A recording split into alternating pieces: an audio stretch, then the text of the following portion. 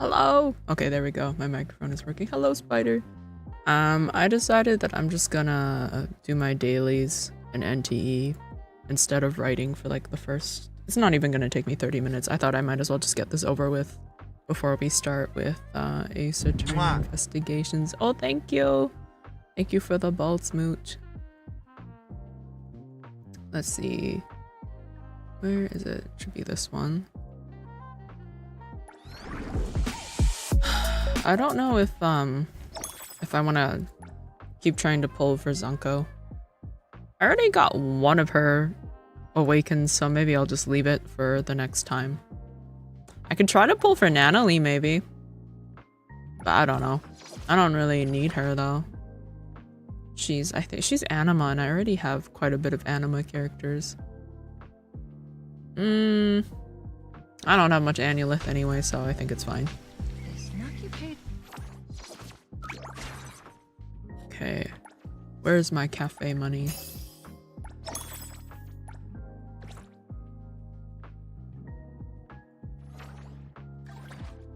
How is my my one display item doing? It's not doing too bad. I still need to get more so that I can have more of a passive income. Oh my god. What the hell, Zero?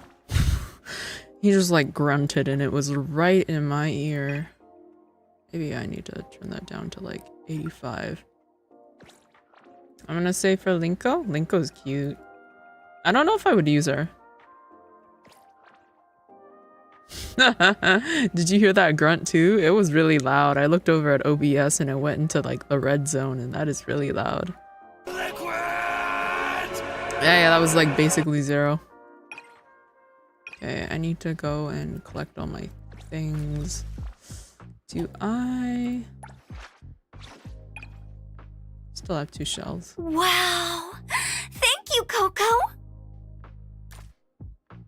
And I got... Oh, whoa! I like this! I'm trying to get Zunko to like 4 so that I can invite her to my house. I can't figure you out anymore. I don't think I've told you, but I like it a lot. Thank you. Okay. Oh, I also meant to graphics quality. Let's just go balanced. Because I don't normally stream this game, so I set it to extreme, but I gotta tone it down to balanced if I don't want to lag my ass off. Okay, got that done.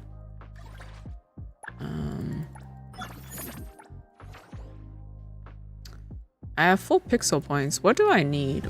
What do I need right now? What should we do today? I guess we can go grab some of this. Is any of my butler stuff remaining? No.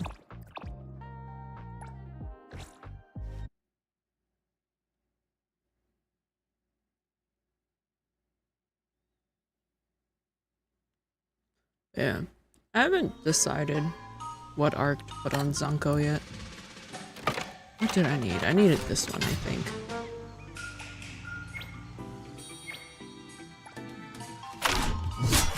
I don't have a good, oh, I can't remember what the element is, but it's the yellow one. I only have, Skia, and I don't really use one. Kiddo Beam!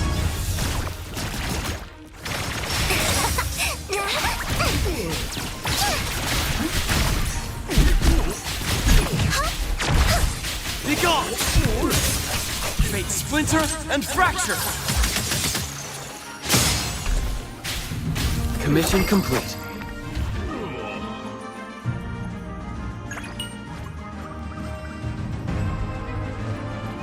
Let's just go again.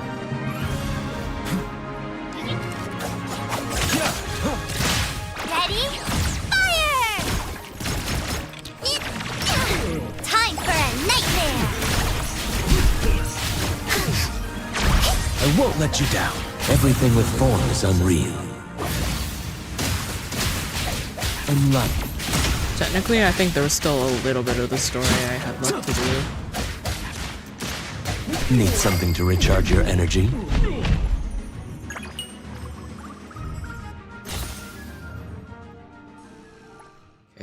should have been enough to get me to 100. I have all the incantation minus Lacrimosa.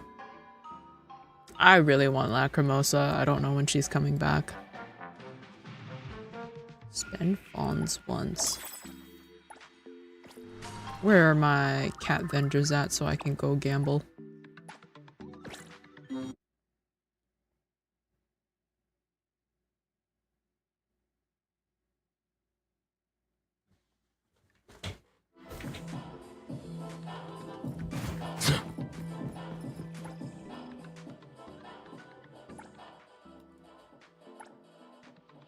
I only buy the 10,000 one. The 30,000 one feels too expensive. And I'm not rich enough for that.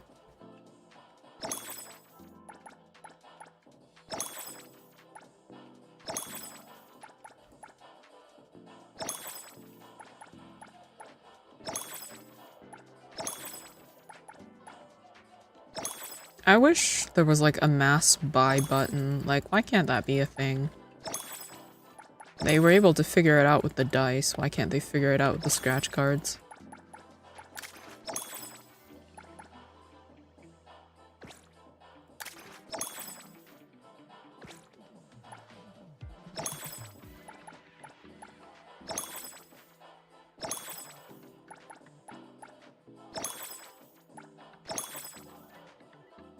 Is there anything I wanted in here? I don't think so. Not really. Maybe I'll buy like the movie tickets.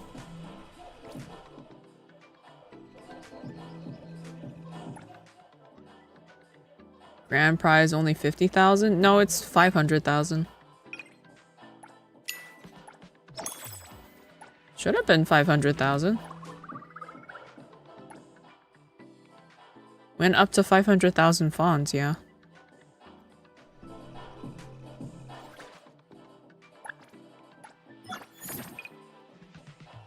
Did all the weeklies, did all the dailies.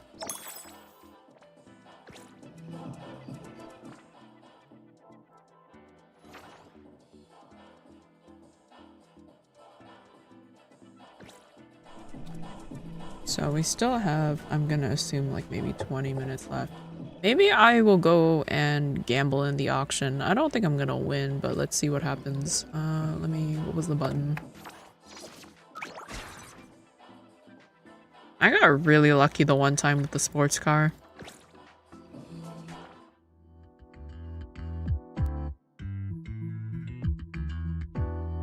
What was it? Should probably buy a better device.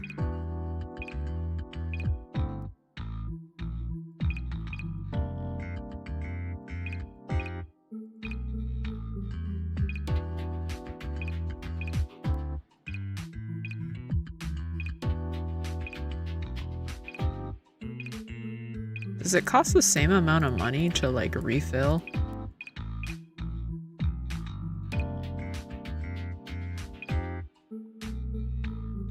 Who cares? I don't really use these anyway.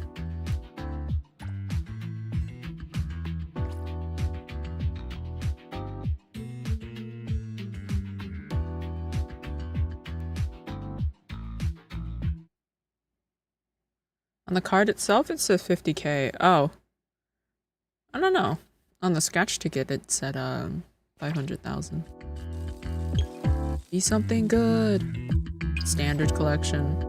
Increase the bonus rate earning by, I didn't read that, by 30% or whatever. This feels familiar. Let me think.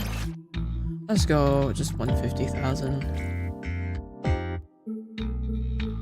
Medium with appraisal device is good? Okay.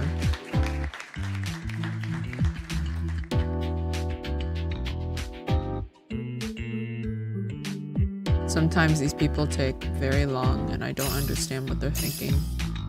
Okay, wow, okay. Immediately won that.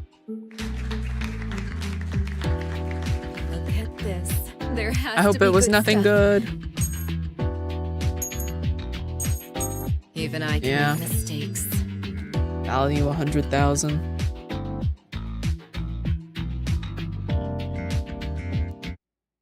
You mean lost? Technically, yeah. Okay, let me go buy a better device set and then I'll go back in.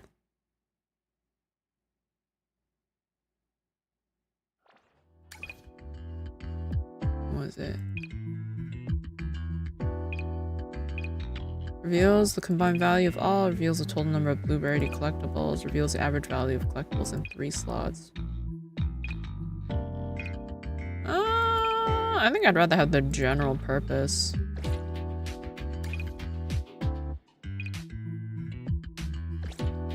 I could have actually bumped up to the antique one, actually.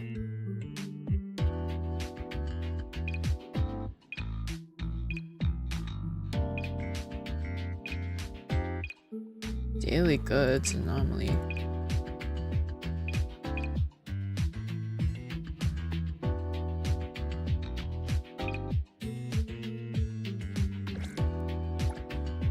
Alright.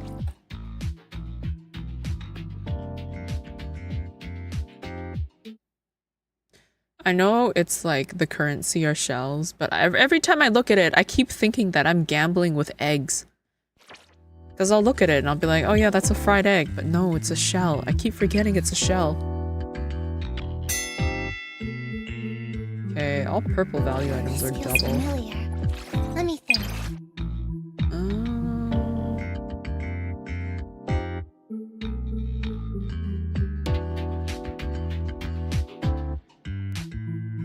I'm gonna just bid 150,000 for now, and I'm gonna hold off on using a device.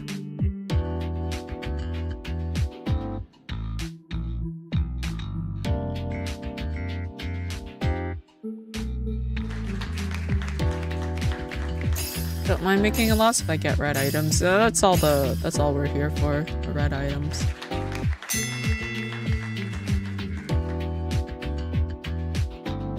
Okay. Try this. Oh, that's a green car. I'm gonna keep my previous bid.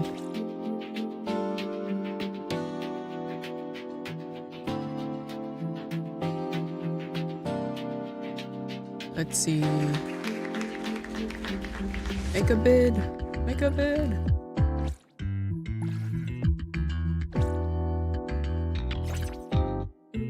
This person's taking a while. Reveals the rarity and silhouettes of 5 random characters that often reveals the rarity of 2 unknown collectibles each round after.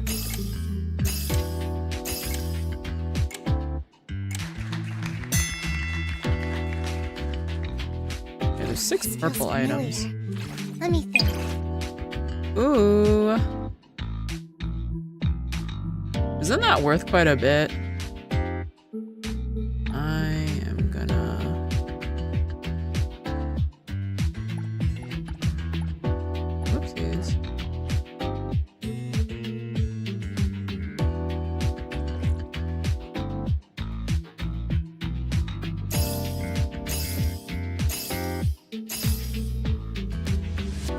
Did I win it? No.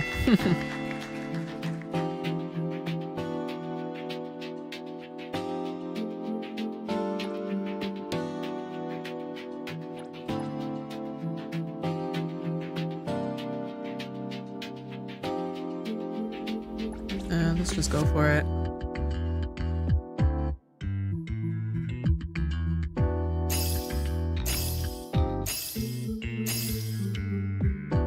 I know it's not gonna be worth that much, I hope I can. but I want that fry. Sorry. My plan was. It's not bad actually. I didn't make too much of a loss. Actual value was around 212,000. Okay, time to go put the fries in my display case.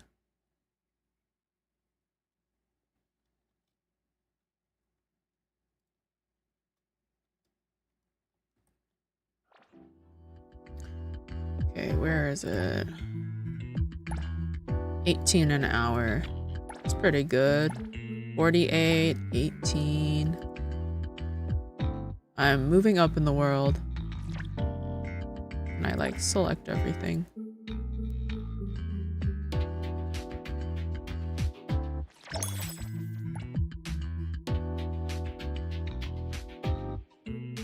Okay, how are we doing for time? I'll do one more round and then we'll switch over to Ace Attorney. Where's the thing?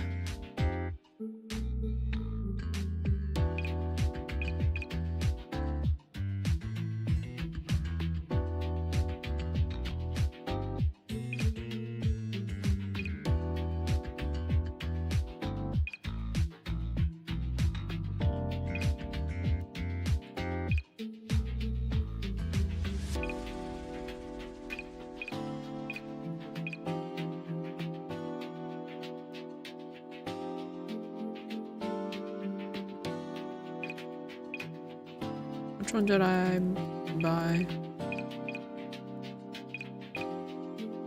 I don't even remember anymore.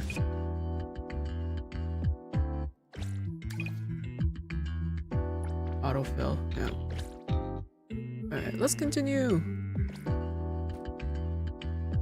Hopefully this one will also have a red item. Another sports car would be nice.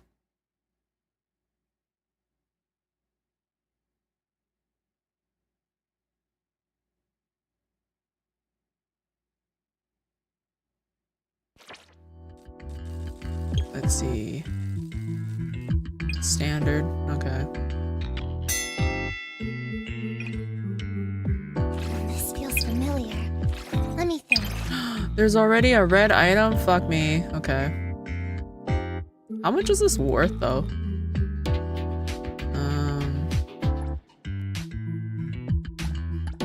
Let's go let's go 200,000. I'm pretty sure, well, I don't know if anyone else had that red item revealed. I keep forgetting that just because it's random, it doesn't mean other people have the same random.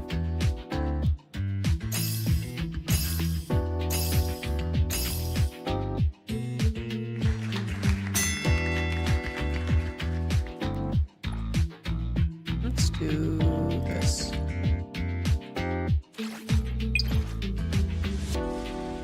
Okay. I'm gonna keep my bid.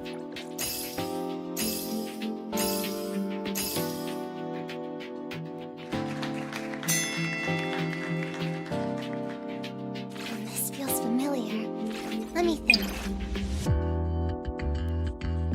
Current estimate 228,000? Fuck me, man. Okay, previous bid times 1.3.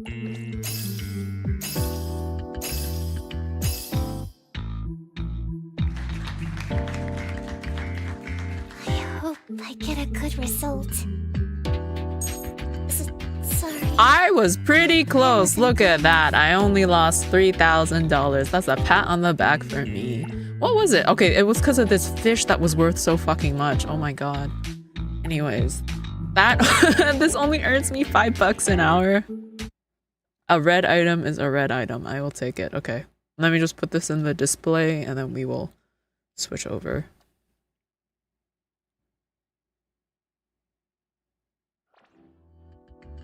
Where's my display case? My little geometric door. Okay. Sort all this, and I want to sell it all. Just everything.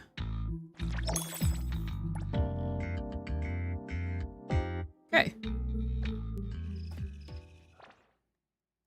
Today was a pretty good day.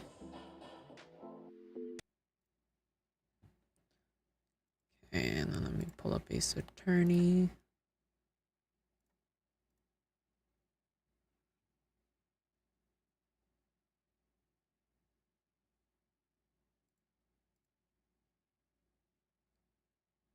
Oops.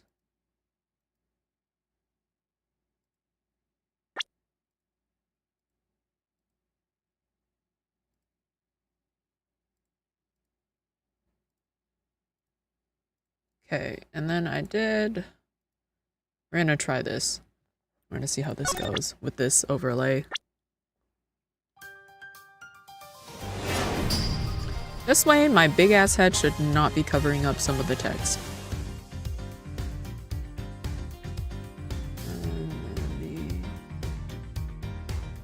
So do that.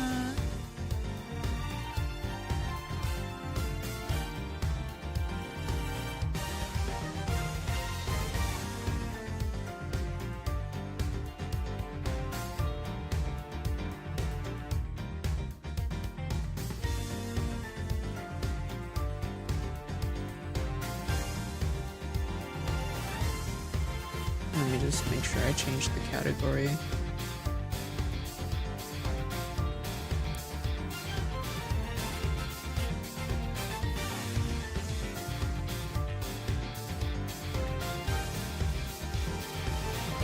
I have the hiccups. Okay. The opening music is always really fire, I'm not gonna lie. Okay, we were close to the end of finishing Miles' debut case. Let me pull up the walkthrough so I don't have to look for it later.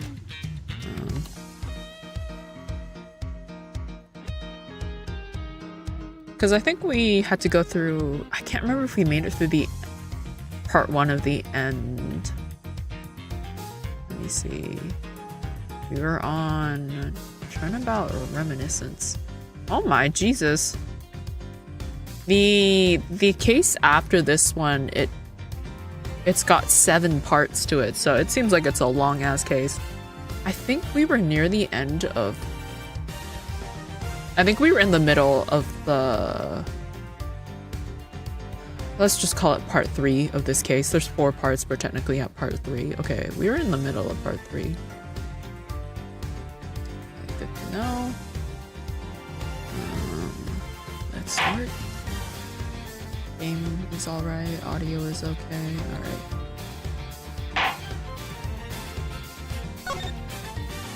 I don't quite remember what we were doing. I think we were just back into the middle of investigating. Oh! I missed the date. Will it tell me? Okay, September 10th, 6 p.m. How long have they been here? I think they've been here since like...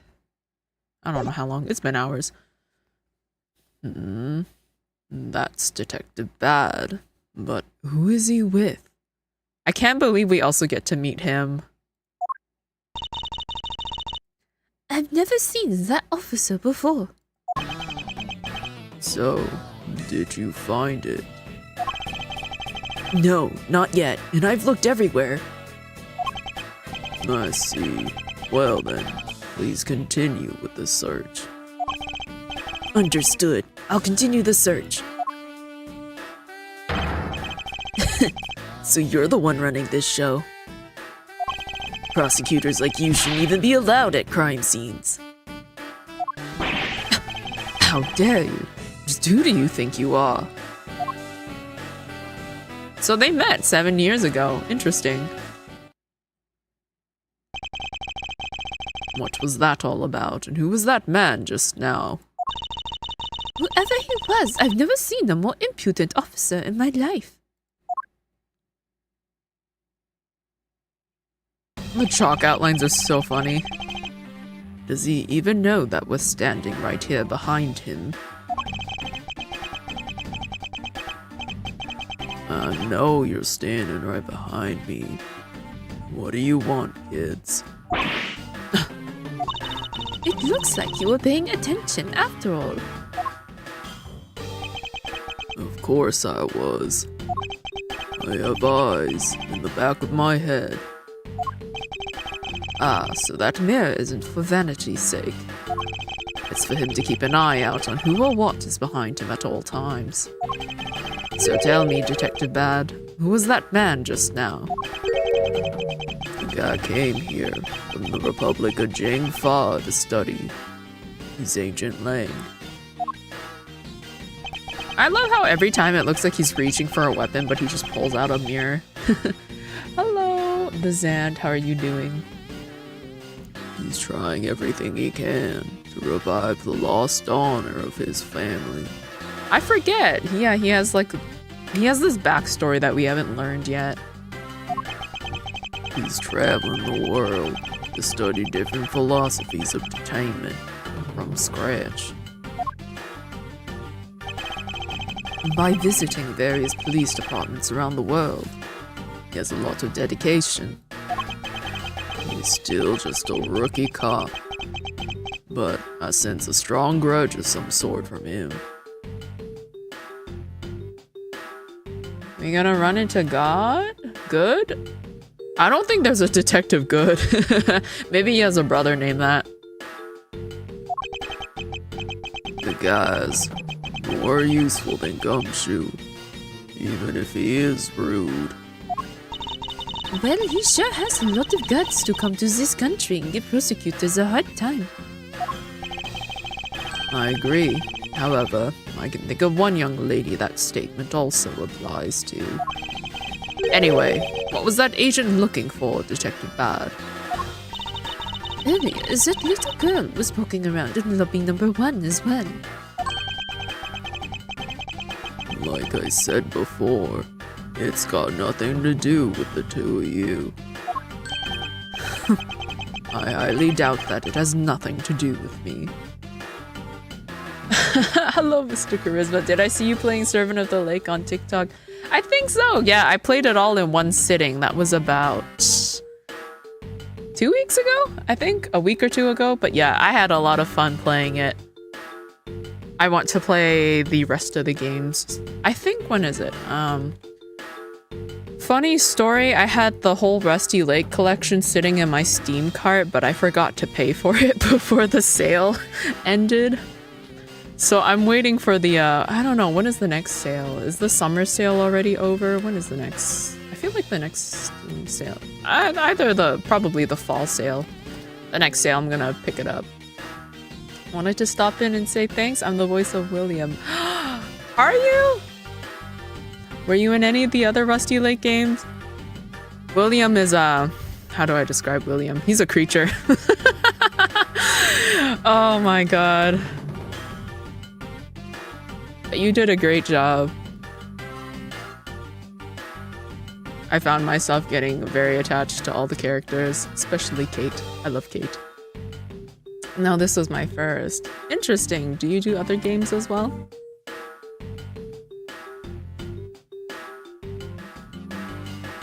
I'm through day 2, haven't finished yet. Oh, I see. So, if you voice a character in a game, do you often know what happens in the game, or do you find out as you're playing? Because sure, you're reading William's lines, but like, I don't know if you find out what actually happens in the game. Because I don't want to say anything in case I accidentally spoil it.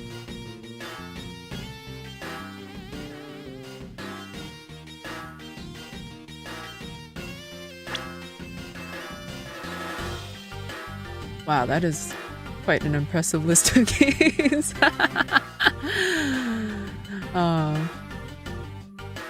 I did not in this case. Interesting. Okay, I won't say anything because I don't want to spoil it, but yes, it's very, very intriguing. The plot. I'm sure it's more interesting to people who know the entire lore of the universe. I was told that chronologically, Servant of the Lake takes place second?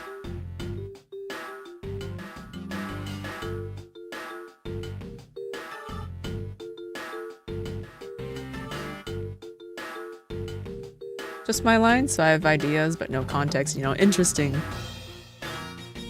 But yes, I hope you enjoy it. It's really interesting. There were a few things that I saw coming, but I was very surprised at the end.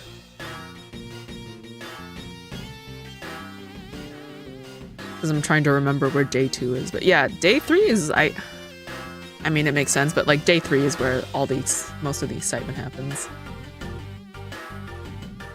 My wife was playing them once I booked the gig. Nice. I considered playing all the other games first before Servant of the Lake because I thought maybe it would be nice to have the added context. But then I did the calculations and I was like, it's gonna take me like 30 hours to play every single Cube Escape / Rusty Lake game or the games related to that universe. So I was like, that would take me too long, especially if I decided to do it on stream.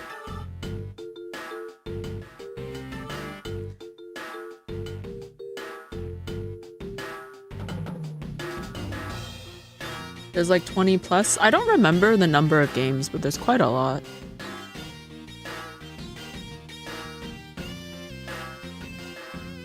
I know it's like, I think at least 8 games. I think.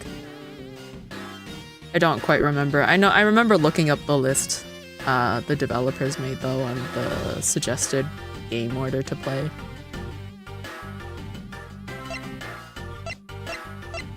But I hope you enjoy playing the rest of the game. Just wanted to say thanks again. No problem. I'll let you get back to court. Thank you. Yeah, we are in the middle. I'm actually, quite near the end. My favorite thing about this case still is that one of the characters is named Dead Man, one of the victims. Thank you for the lurk. If there's anything Ace Attorney is good at, it's naming their characters, because what do you mean there's a guy named Dead Man and there's a guy named Mackerel?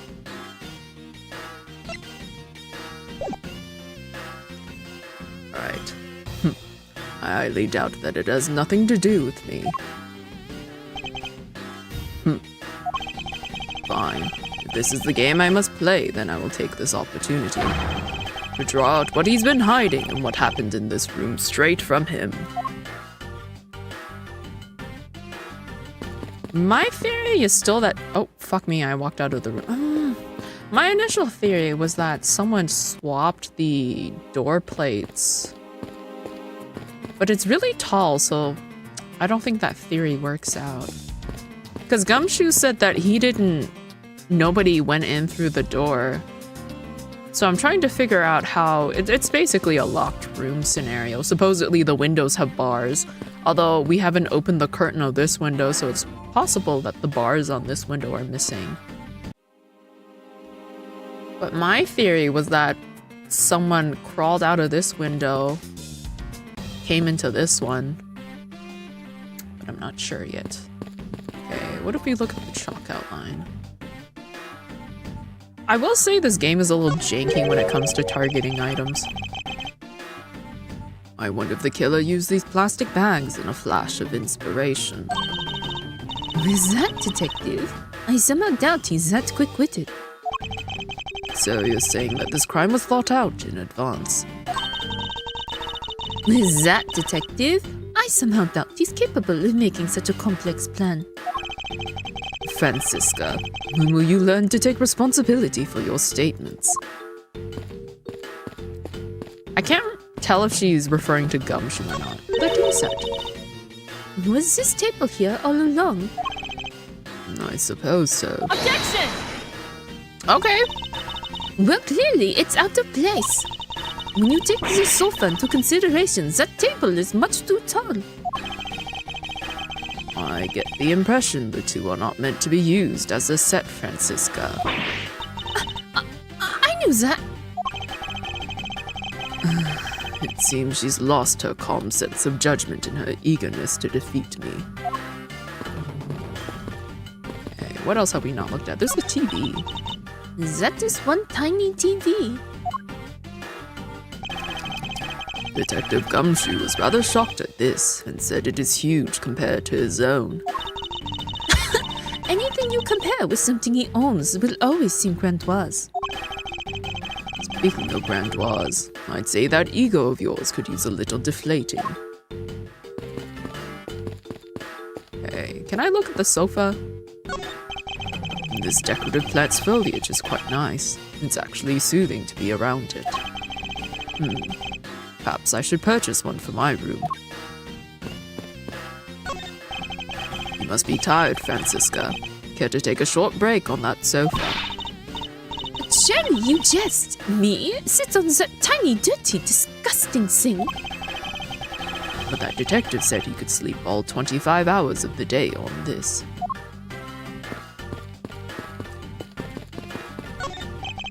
The curtains are shut tight. The color of those curtains is rather gloomy.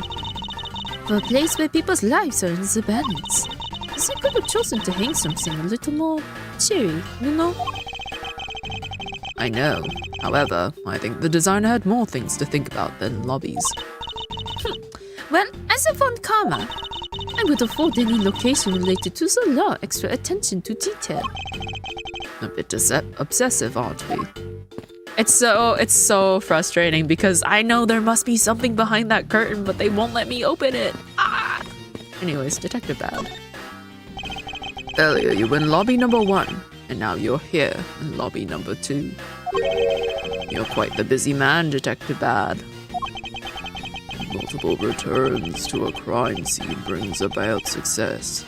That's what we detectives say. I see. In that case, you wouldn't mind if I asked about what happened again, correct? I don't have anything left to say to you, boy. Boy, you'll see. I will draw my answer from you one way or another. Would it kill you to help us even a tiny bit in our investigation? I gave Faraday's notebook to the judge earlier. That's help enough, don't you think? Please, we are asking you for just a bit more of your cooperation. Don't push me, kid. Time of the murder. Have I already shown him my prosecutor's badge?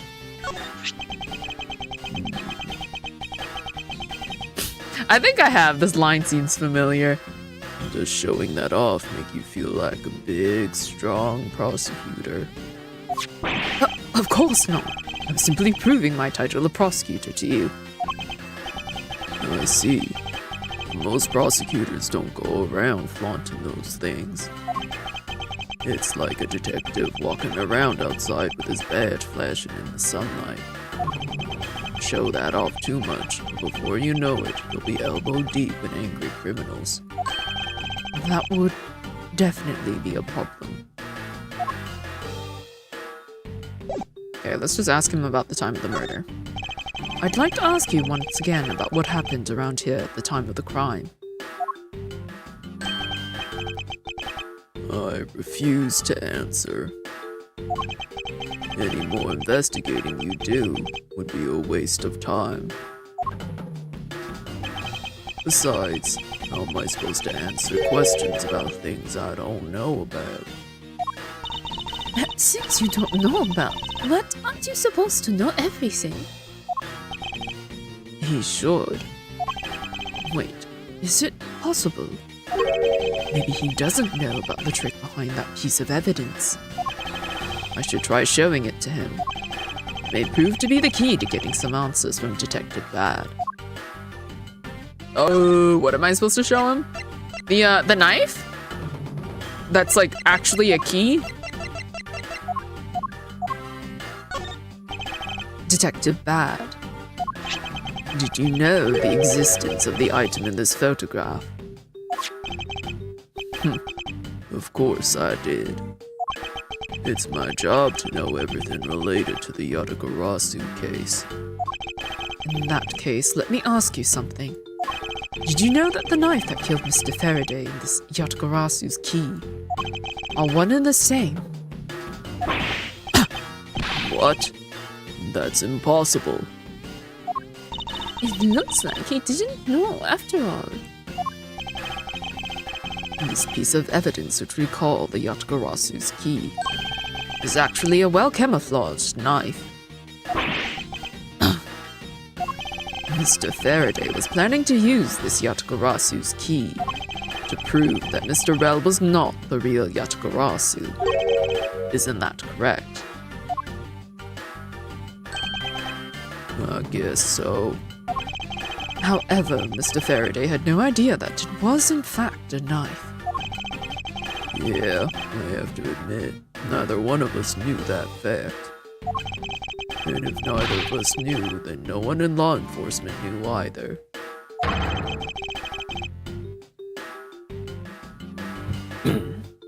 How did we miss something as big as this? I noticed that since a little while ago you appeared to be searching for something. I presume that this key is what you were searching for. Yeah, that's right. And why were you searching for it? Because I promised Faraday. I promised that I'd protect the key with my life. But after he was killed, the key disappeared from Faraday's evidence bag. Who would have thought that the key is what took Faraday's life? Detective Bad. So that we may find the truth, please testify for me once more. All right. But it doesn't matter how many times I tell you about what happened. Nothing will change. Okay. Time of the murder. Detective Bad. I ask that you please testify once more. about what happened in lobby number 2 and what you experienced in lobby number 1. My answer is still the same. And this is the last time I'm going to do this. That's fine, because I only need this one last time to clear everything up and find the truth behind this case. Okay. He says he was... Because supposedly he's Callisto's alibi, but like, I don't know. Callisto's very sus to me. I was in lobby number 1, talking with you. You were talking about some trivial things. I heard the gunshot right before the trial was about to reconvene. When we heard it, you and I immediately dashed out into the hallway together. I saw Gumshoe goofing around there, and we all ran into lobby number 2.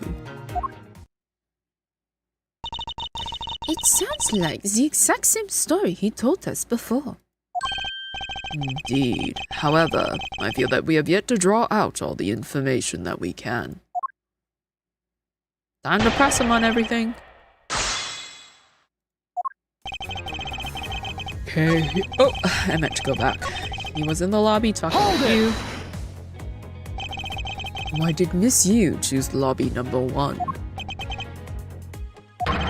Answer me. Who knows? She just said that she had something she wanted to talk to me about. And we walked into lobby number 1 together. That's all. So his answer remains the same as before, I see. Okay, we were talking about some trivial things. He really doesn't want to tell me about what he was doing, huh? I was hoping you could expand on what exactly you were discussing with Miss Yu. Trivial stuff. It was nothing important. That's for me to decide.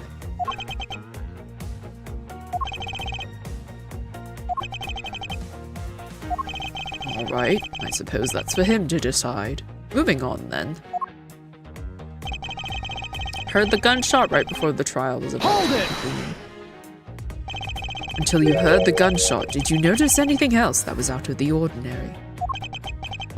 I didn't hear any other strange sounds until that gunshot.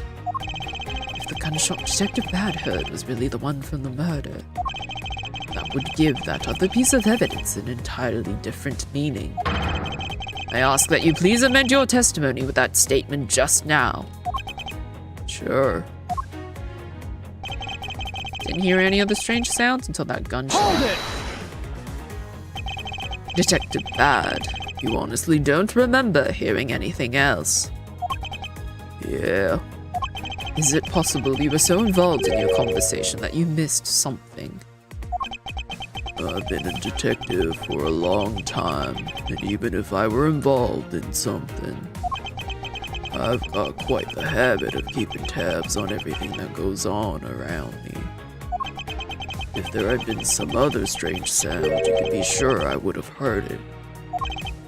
I suppose with this detective that's probably very likely.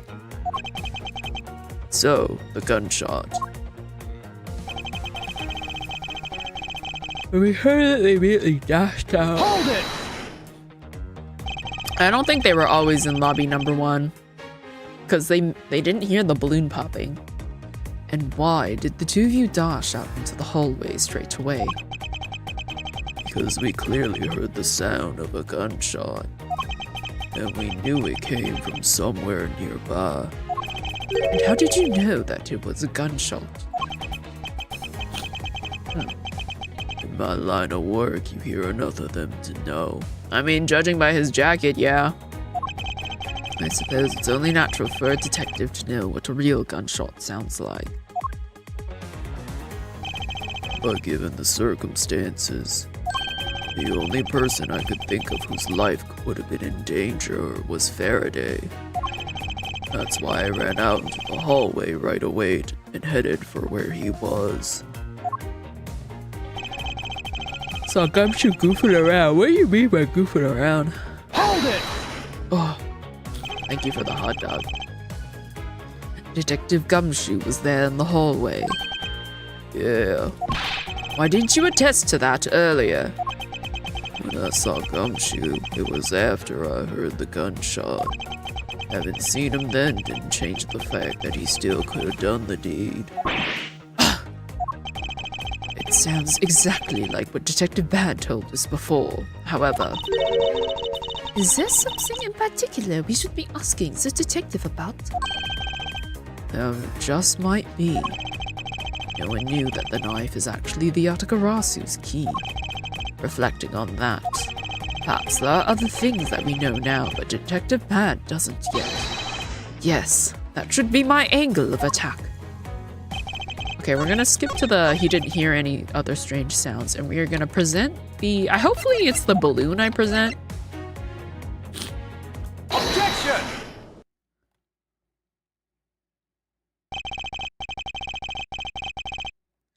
Detective Bad, does this balloon fragment remind you of anything? It's the same color as the one K was holding. Oh, so you knew about that girl's balloon. Yeah, I was sitting with her up in the gallery. During the recess, just before we split up, I filled that balloon up for her. Well, as you may have already surmised, this piece did indeed come from Kay's balloon. So, what about the balloon? I wonder if you might remember hearing this balloon pop at some point. What are you getting at? This fragment was found in the hallway right in front of lobby number 2. Furthermore, it was the sound of this balloon popping that the judge mistook as a gunshot. Oh, so the sound that the judge heard is not actually a gunshot, huh? On top of that, His Honor said that he heard the balloon pop about 20 minutes before the trial was to reconvene. Yes, which means that His Honor heard the balloon pop in the hallway when you were in lobby number 1, Detective Bad. And if you were in lobby number 1 at that time, you were close enough that you should have heard the balloon popping as well. So? Oh, what? Don't give me a so. We just proved that there is a flaw in your testimony. The crackling of the truth is louder than the sound of your sweet naivete cracking. And since you kids don't seem to know, let me fill you in on something. Did you ever stop to think why the doors and walls of this place seem so rugged? That's because they were designed to keep secrets from being leaked. What is that supposed to mean? The doors and walls are super thick. The window panes are double layered. To top it all off, even the curtains are made of a special sound-absorbent material. Then you mean... Since I was shut up inside lobby number 1, there was no way I could have heard that sound. No! I knew that's what he was going to say. Then that means that Scruffface's testimony is completely useless. The rules are soundproofs, and of course he wouldn't hear any sign of a struggle. That's also why it's only natural that I didn't hear the balloon popping. Now do you get it, kids? Miles, I thought we were supposed to be the ones finding flaws in his logic. Not the other way around. The other way around? It's not possible to hear the sound of balloon popping if one were in lobby number 1. But how do you hear a gunshot then? However, if we examine the situation in reverse, a person standing in the hallway should not be able to hear the real gunshots either. And yet Detective Gumshoe claims to have heard it while he was standing in the hallway. Because the window was open! That is my theory, the window was open. It traversed through the sound waves. Detective Bad. If that is the case, how exactly did you hear the gunshot? What do you mean, how? I just did. What? It would appear that you have yet to realize the contradiction in your own words. Oh? How so? If the rooms are as soundproof as you say they are, then how did the sound of the gunshot enter your ears? I see what you mean. I guess I'm more out of it from Faraday's murder than I had thought.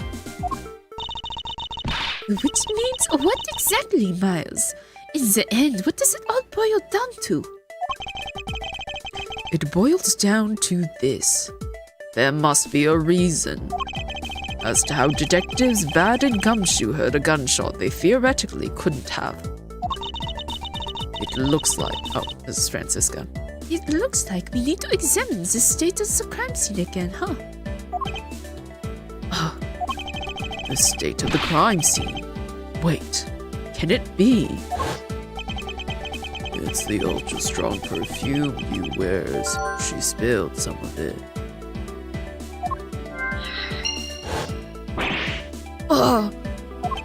I'm way too noisy. Is this surveillance video? Okay, so window must have been open and the TV must have been up all the way. I see it all the time in media. How much does it actually work? You know, when you turn the TV all the way up, how much does it really mask the sounds in the room? Anyways, the ads are going. I'm going to take the opportunity to go to the bathroom. I think that's the best use of my time while the ads are running. I will be back.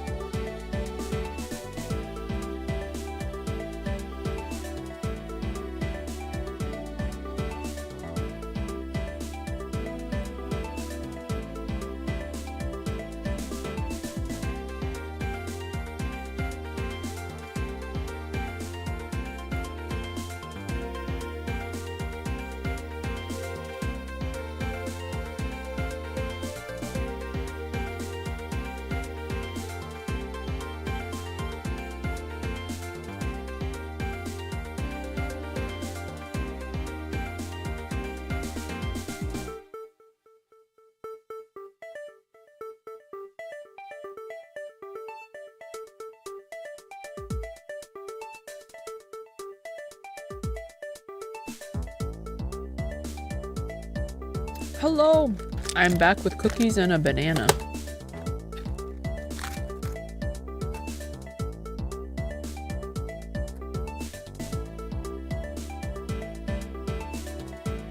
All right, let me take this off my head. There we go.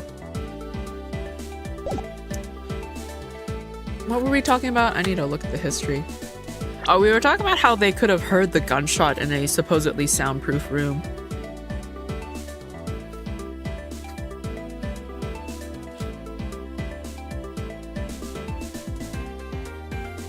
So my guess is that the TV was to cover up the sound of the struggles, but obviously it wouldn't have been loud enough for a gunshot.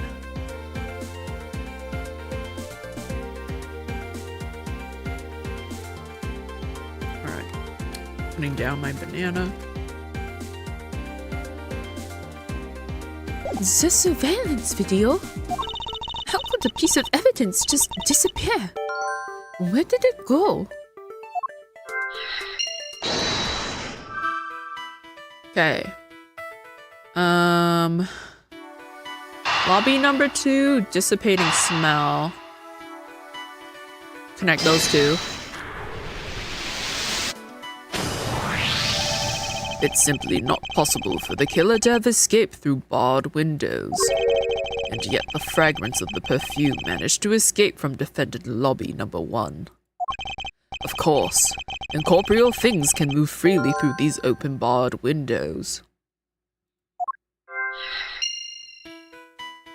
Okay. I think it's possible that the tape was being played in the TV. I could be so fucking wrong about that. No! The pieces don't fit together quite right. No, my integrity! Okay, very loud television and open windows.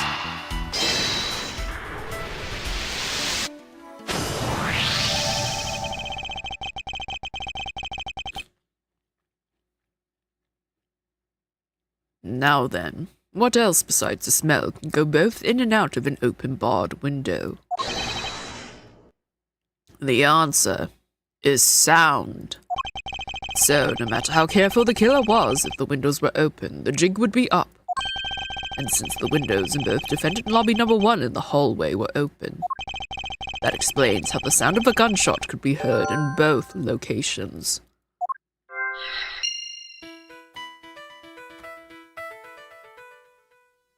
Well, the only two things I have is gunshot could be heard and missing out. Oh, wait. Do you guys think that the gunshot people heard was from the security tape, from the surveillance tape? Because the surveillance tape had sound from what I remember, and it was also footage of Macrel shooting Dead Man. So it's possible that they didn't hear an actual gunshot, but the gunshot from the video.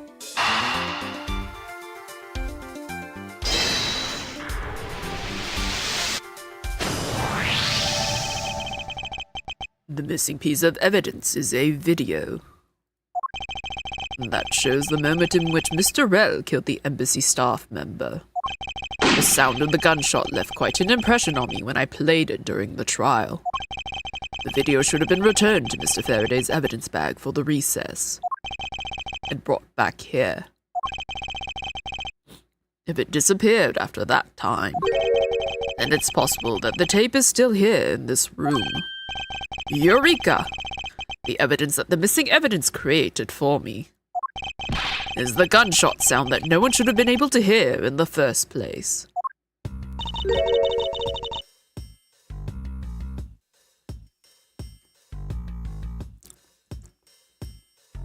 My guess is, this is my guess, okay?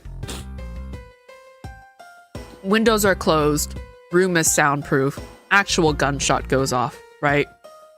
Stabbing happens, gunshot goes off. Someone planned this. And then they played I keep saying security, it's the same thing, isn't it? Security, surveillance. Somebody played the surveillance video as loud as possible on that TV while they were making their getaway. And so by the time the gunshot plays on the TV, the person is already skedaddled. And so they come in and they just find the 2 victims in the room. Miles, what have you been thinking about? Stop wasting time thinking and let's start looking again. It's not a waste of time to think, for I've figured out where we should look. And where would that be? I believe we should examine the television. The TV. Well, you kids have fun. Go ahead and examine whatever you like. Okay.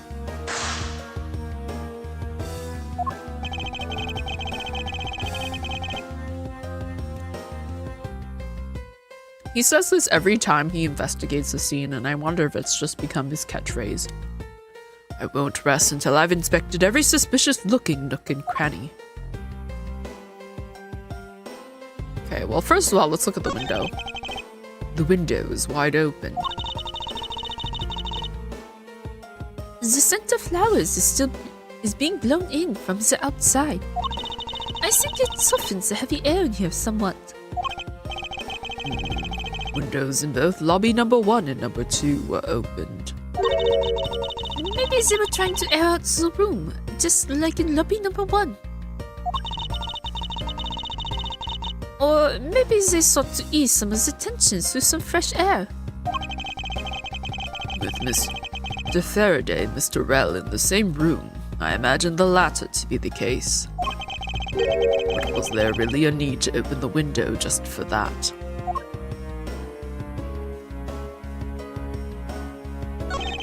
Earlier, when Detective Gumshoe touched this, it made a most terrible racket. You mean when Scruffy turns the television on, right? Actually, come to think of it, I don't think Detective Gumshoe actually touched the television at all. Furthermore, it seemed more like when a video feed suddenly stops. At least it did to me. I wonder why that is. What's in there? What's in the player?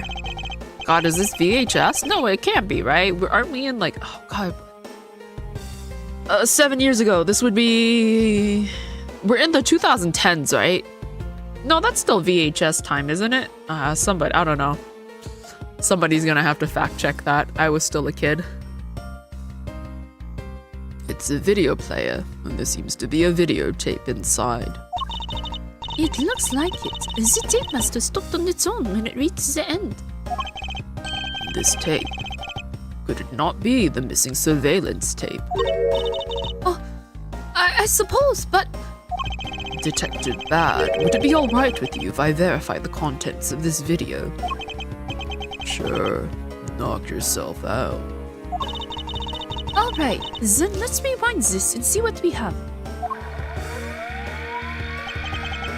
If I remember correctly, the footage of Rell killing the embassy staff member should be at about the 30-minute mark from the start of the tape. Understood. This should be about right. Now then, let's see.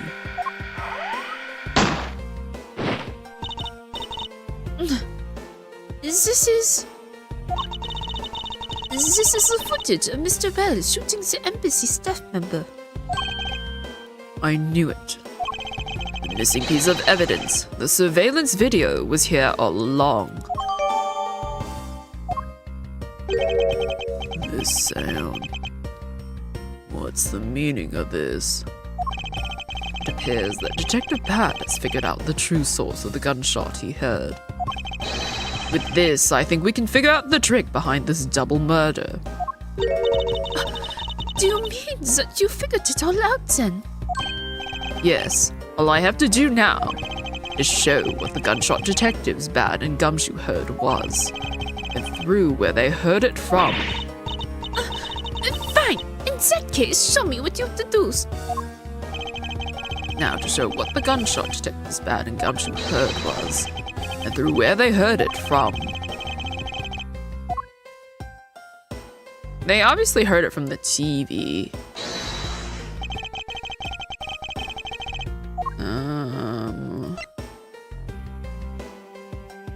I think I can show Gumshoe's testimony.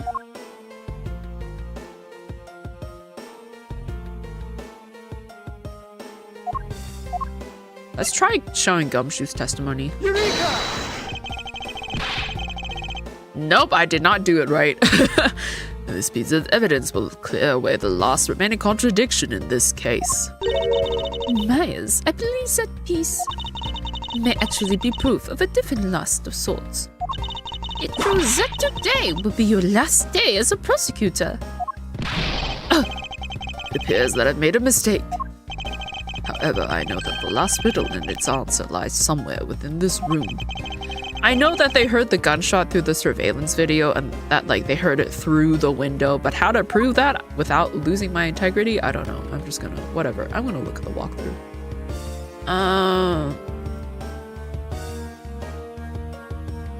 Highlight from the open window and deduce from the surveillance video. Okay.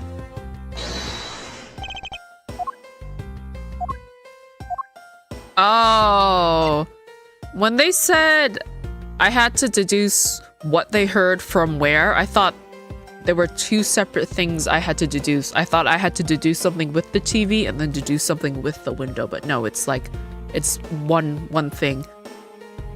I can't follow instructions.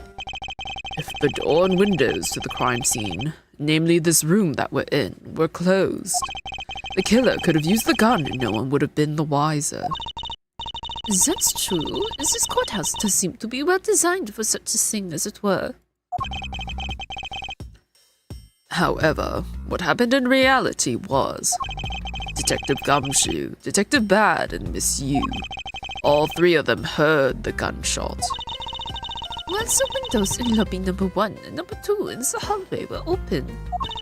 So naturally, the people in those locations could hear it. Ah, but then, why would the criminal open the window in the first place? To allow the gunshot to be heard, I suppose. Correct. That's the only logical conclusion we can draw from this. But why was that necessary in the first place? I want a real answer, Miles. I demand satisfaction. Very well. I believe that the killer wanted to manipulate our perception of a certain fact. What was it the killer wanted to manipulate our perception of? When the crime took place. The killer wanted to fabricate the time of death to their precise wishes. And they used the gunshot in the surveillance video to do so. Because if you start from the beginning, then you got like 30 minutes to skedaddle. So that's why the tape was left running. You mean the gunshot I heard was from this video? Yes, which means that the murders really occurred at an earlier time than we thought. Must have been during the recess, but before Detective Gumshoe was on guard duty. Someone who has no alibi for that time period had planned this crime out in advance. Could it have been that one guy then? Could it have been Manny Cochin? But my dilemma is how?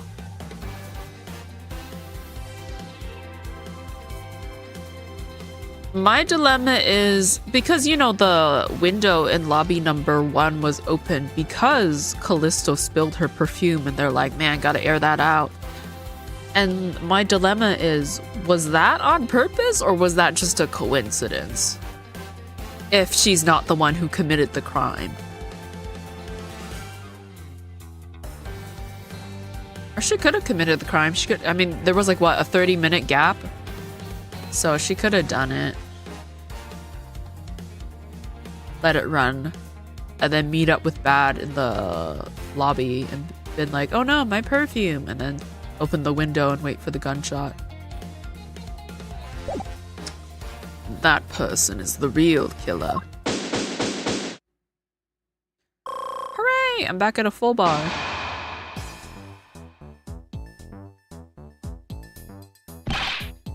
Mr. Edgeworth. Yes, what is it? Miss Yu is asking for you. She's in the courtroom. She says that she's identified the murderer, but that she wants to clarify something. It looks like Miss Yu is still investigating something. Understood. Please, tell her that I will be right over. Now come along. I want to hear what she has to say.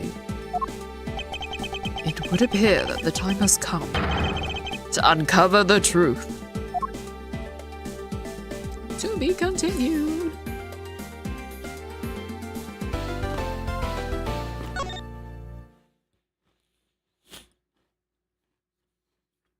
I'm still not quite sure who the killer is. My money is between Calisto. Sorry.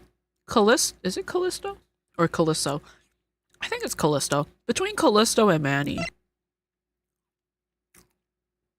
That's what I'm thinking. Between the two of them, maybe they both did it. I don't know.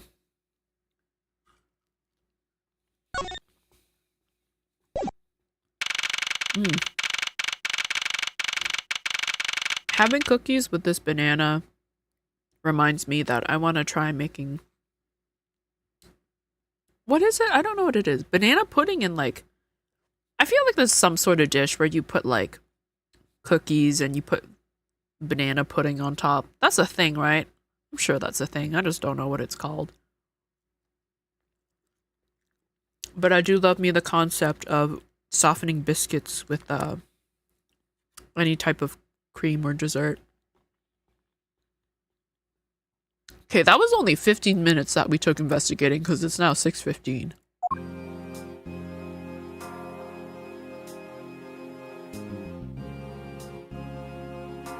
Oh my god, there's Kay! The little bean! My sweet child. Kay, what are you doing here? Oh, hello, mister.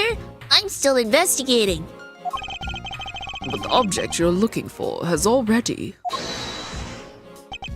Hey, don't mind him. Please continue with your investigation. Okay, you got it. Detective Bad, haven't we already found what you were looking for? I mean, it'll keep her busy. If it means I can keep her in the dark just a little longer, any little task will do. Oh, you're more sympathetic than I thought.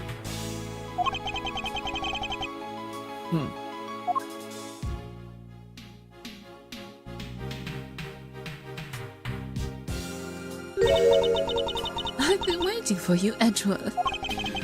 I've also been waiting for the moment in which we can finally lay this case to rest. The moment in which we can finally lay this case to rest. Oh, wasn't that when we placed Detective Gumshoe under arrest? I think we've more than solved this case already. Don't you? We'll see. It all depends on whether or not your logic holds. Oh, I see. We even have a viewer in the gallery. And why even Mr. Bad is here. A viewer in the gallery? I'm hardly just a bystander. I have a duty to see this case through to the end. No matter how it turns out. Oh, is that right? Anyway, I thought you might like to hear what I've slaved away to find out. I've taken statements on every single person's movements during the time when our suspect was in the hallway. I also confirmed that there is no possible route of escape from lobby number 2. Therefore, the killer must without a doubt be Detective Gumshoe.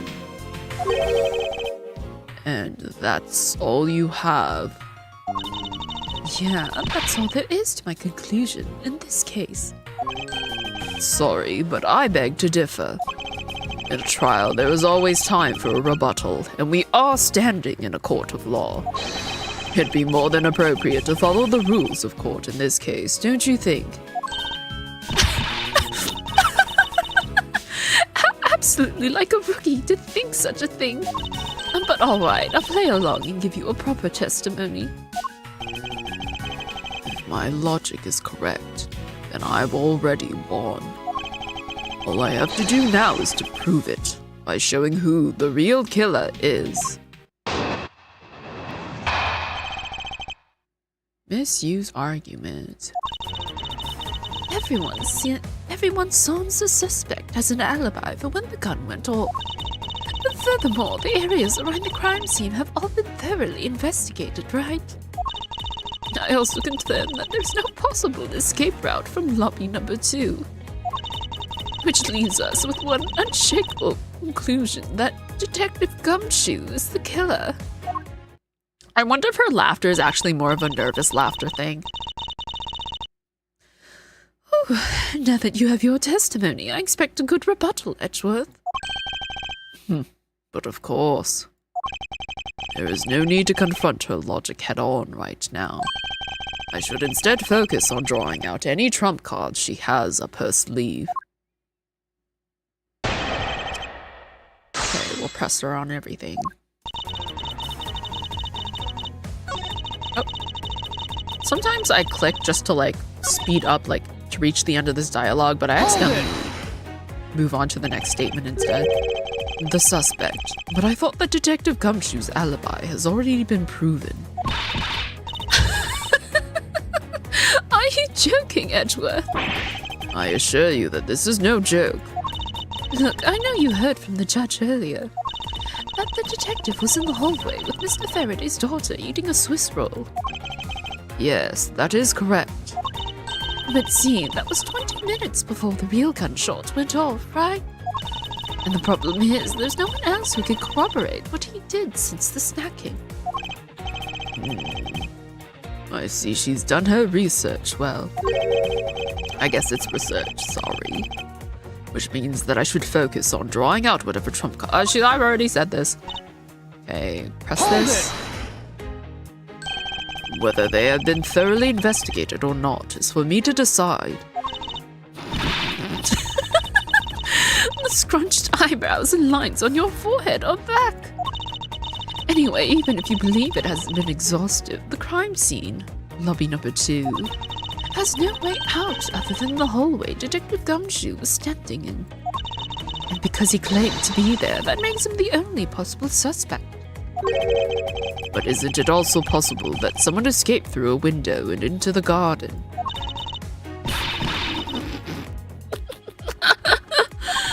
That's the first place everyone looked, silly. The police aren't a bunch of lazy bums. They looked into every possibility, you know. Isn't that right, Mr. Bad? Yeah. There wasn't a scrap of evidence to suggest someone used one of the windows. There also weren't any footprints or anything in the courtyard garden. I suppose they really did check everything that could be relevant to the case. Confirmed there's no possible escape route. Hold it! Are you absolutely positive that there are no possible routes of escape? Of course, I'm sure. And why are you so certain? This is a courthouse, the place where criminals are brought to be judged. If there was an escape route, I'm sure every criminal would be using it to escape. It's just common sense.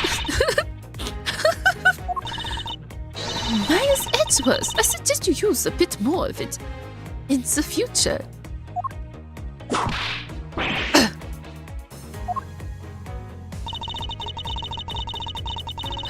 Detective Gumshoe is Hold everywhere. You may think it unshakable, but to me, there are still too many unanswered questions. For example, who was it that placed the gun in Mr. Faraday's hand? But you're the only one still wondering that. Detective Gumshoe probably had no idea which hand Mr. Faraday used to write with. Even if you know someone, it doesn't mean you'll know which hand they write with, right? I mean, I certainly don't care about that sort of thing.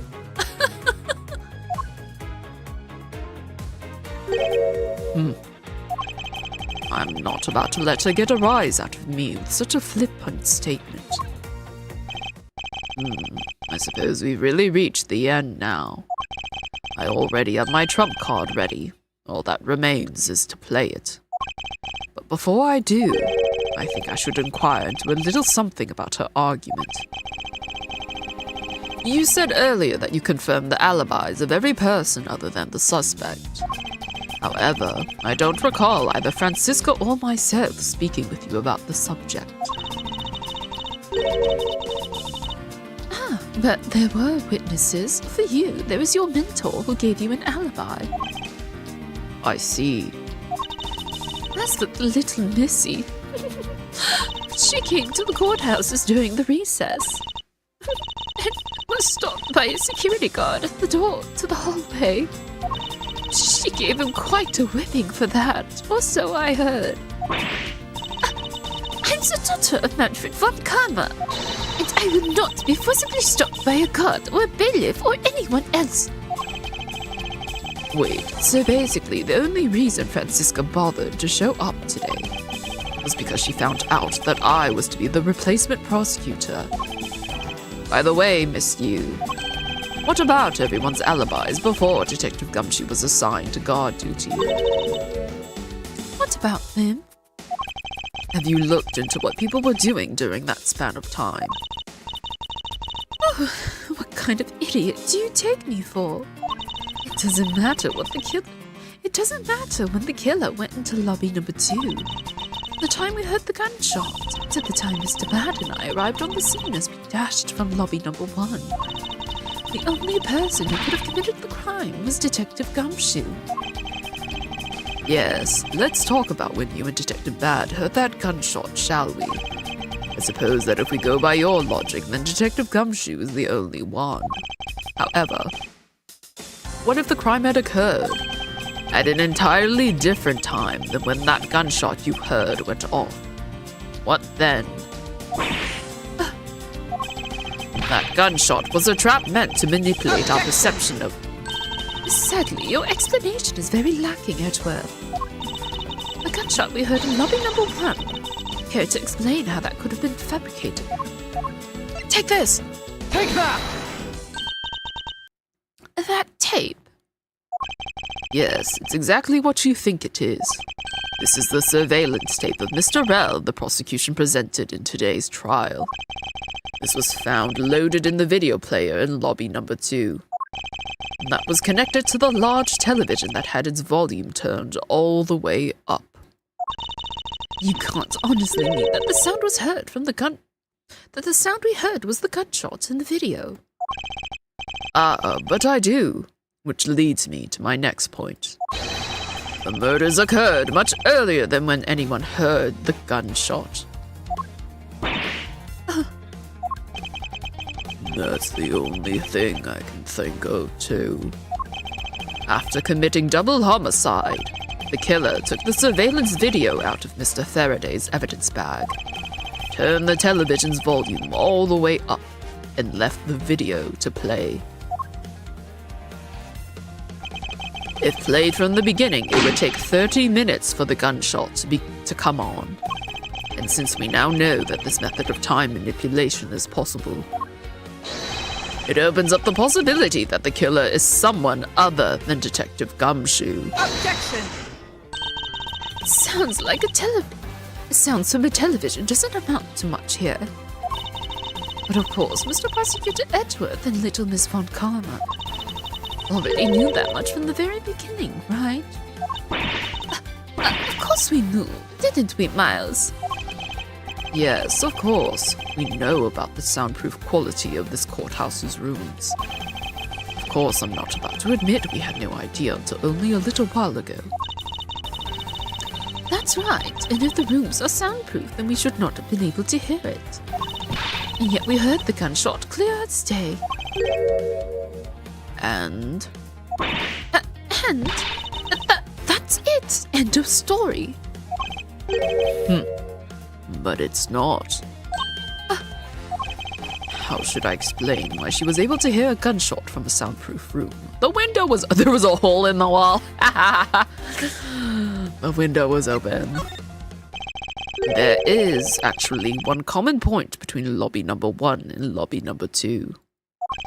And it is that despite the fact that both rooms have air conditioners installed, a window was open in each. Now, we know that the window in lobby number 2 was opened by the killer. However, a window in lobby number 1 was also opened. Objection! It's probably just coincidence that they were both open at the time. Objection! It was no mere coincidence, I assure you. Why was the window opened in lobby number 1? The answer is that a certain person did something to cause the window to be opened. The person who triggered that action. That person is the real guilty party. Oh, so it is Calisto. The real killer in this double murder is... It must be her! Take that! Miss Calisto, you. I hereby formally indict you of the murder of Mr. Faraday and Miss Terrell. What? You indict me? Oh, she messed up her lipstick. Are you serious, Miles? Why do you think she is the killer? I don't understand her motive just yet. But of course, I'm serious. Because she is the only one who could have done it. Well, Miss Yu, do you still feel like laughing now? Of course I do, Edgeworth. Oh, there she is. She's getting a little nervous. She's moving a bit faster. My argument must not be tight enough yet. Although I never thought things would spiral into this. But I'll have you know I'm enjoying this dance quite a bit. I guess this means it's time for my own rebuttal now, right? You argue that the window was opened, however, do you have proof it was I who did that? Furthermore, do you have proof that the tape was used in committing the crime? Frankly, I'm shocked at you for going around accusing people of murder like this. Especially with logic as full of holes as yours. This is where it really starts. I mustn't let my guard down for even a second, or the truth will blow away. Now is the time to put the patented Von Karma perfect proof to the test.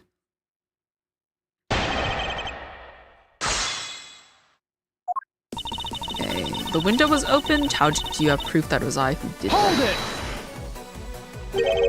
Evidence. All I'd need to do is have some prints analyzed, and we'd know straight away. Be my guest. She sounds as though she has the room to maneuver, which means, even if we were able to lift prints, they'd only show that it was someone else. But why that someone else was forced to open the window? That's simple logic. Why don't I try presenting that piece of evidence? I have nothing to lose. What's wrong? The scrunched eyebrow lines on your forehead, they're all back. More importantly, are you going to be okay not running a fingerprint analysis? Yes, I'll be fine. Oh, well, in that case, I'll just continue with my testimony, alright? We're just gonna go ahead and like straight up present her perfume.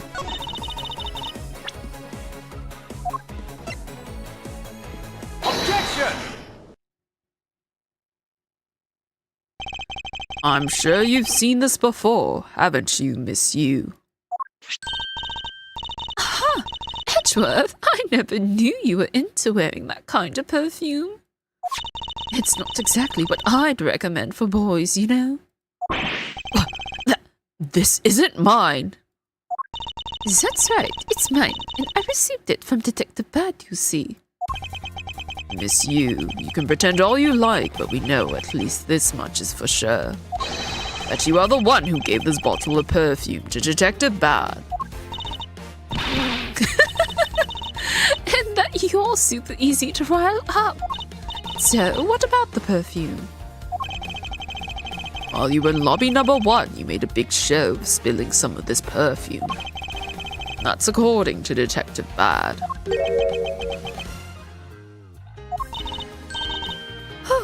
Oh, I know. You also knew that if you spilled it, he would naturally move to open a window. Objection! Come now, I've already told you that that's all just a big coincidence. After we opened the window at lobby number 1, I just left it open, you know. So maybe it was just dumb luck that we heard the gunshot through the window. Objection! The timing of when you were going to spill the perfume is something you could control. The most important fact about this case is when people were made to hear the shot. Furthermore, it would have been pointless if you didn't have an alibi for yourself at the time. You mean? Miss you were the one who called Detective Badger to lobby number 1. When you saw him bring Detective Gumshoe into the hallway. Is that correct? All of today's premeditated events could only have been thought up by you, Miss Yu.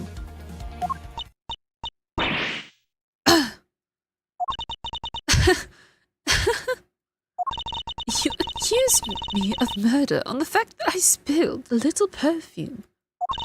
Well, allow me to say this much. I couldn't have killed Mr. Faraday. Would you care to testify as to why? Look, I've had a lot of fun today, really. But I grow weary of this game of cat and mouse. Let's make this the last testimony and wrap up this absurd case once and for all.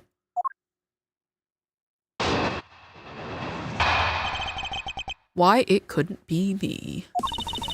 Accusing someone of murder over a spilled bottle of perfume is a bit over the top. But I suppose forgery of evidence is to be expected of a disciple of Von Karma. In any case, it simply could not have been me who killed Mr. Faraday. After all, I don't even know where the knife that was used to kill him came from. Miles, her testimony is flawless. Yes, but no matter what sort of trick she may try to pull, she won't escape me. If I'm lacking in information, I'll just draw it out of her. I have a feeling we're just going to be pressing her on everything. Hold it!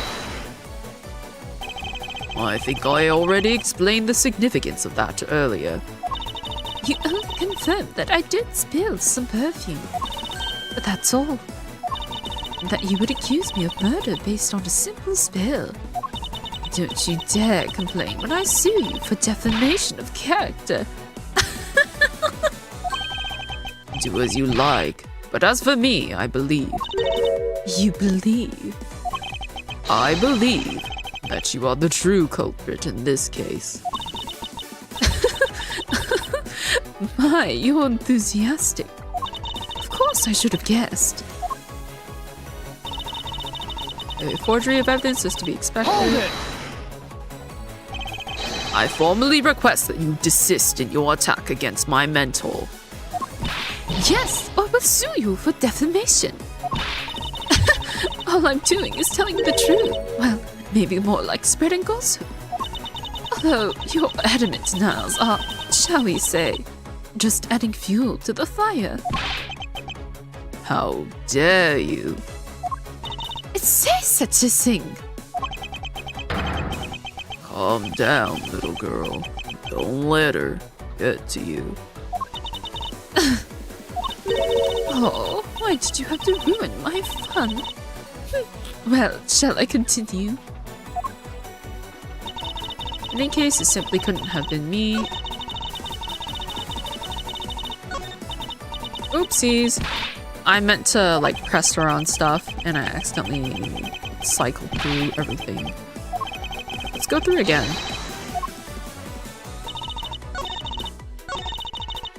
Hold it! And why exactly could you not have killed him? I was just about to testify to that. You're such an impatient man. I'm not really into that, you know, Edgeworth. Your preferences have no bearing on what is at hand. Feeling a little uncomfortable, are we? Miss Yu, you will desist in this tomfoolery and return to your testimony. Miles, if you're going to lose your cool, then I won't show you any mercy. Sorry. Miss Yu, please continue with your testimony. Sure. As I was saying, I couldn't have possibly killed Mr. Faraday. Ah! I meant to, like, skip her dialogue. Time to go through this all again. Okay, this is supposed to be really I'm just gonna press. Hold it! At this rate, she will inevitably escape. But if she really was the one who killed Mr. Faraday, then she must have known about the existence of the knife. I'm sorry, Miss Yu. Maybe you weren't aware. However, the knife that was used to kill Mr. Faraday was taken from his evidence bag. Miles, what do you think you are doing? I'm drawing the truth out of her, that's what I'm doing. Oh, but I don't recall the knife being presented at the trial earlier today. She's speeding up her movements. Well, I suppose that's because the evidence was something Mr. Faraday had yet to use. So that's what you're trying to do. Look, why don't you cut it out with the lies? I've already figured you out. There was no knife inside Mr. Faraday's evidence bag. The only evidence he had yet to present was the key the Yatagarasu had sent. And unless the key can magically turn into a knife, you really don't have a leg to stand on. Did you really think you could trap me? Come now, be honest. I never intended to do such a thing. It was all a misunderstanding on my part. In any case, I wonder if you might append what you just said to your testimony. Sure, why not? I'll even say it as many times as you'd like. There was a key in his evidence bag, but you can't kill anyone with a simple key. Hold it! Miss Yu, I would just like to confirm something with you one more time. Oh, about what's going to happen to Detective Gumshoe after this? I don't need to ask you about that, because he isn't the killer. Looks like the number of wrinkles on your forehead have increased yet again.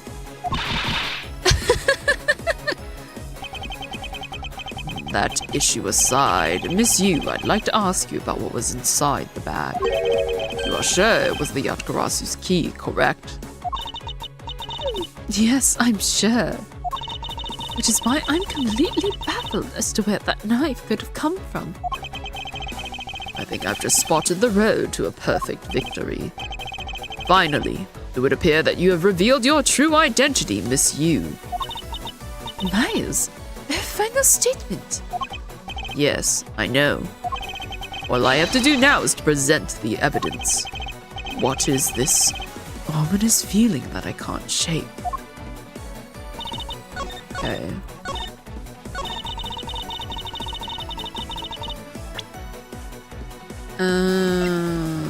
I guess we should show the knife.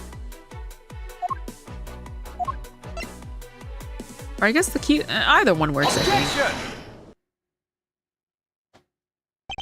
Miss Yu, I wonder if you might take a look at this photo for me. This is a picture of the key that Yatagarasu sent to the police. However, while it may look like a key at first glance, it, in fact, has the secret ability to transform into a knife. Which means that what was inside Mr. Faraday's bag was both the Yatagarasu's key and the murderous knife.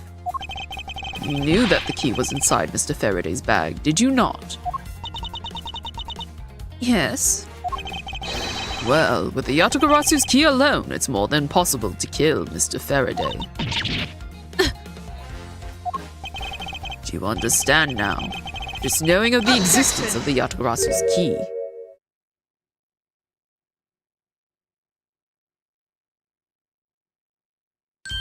I still haven't had a good look at it.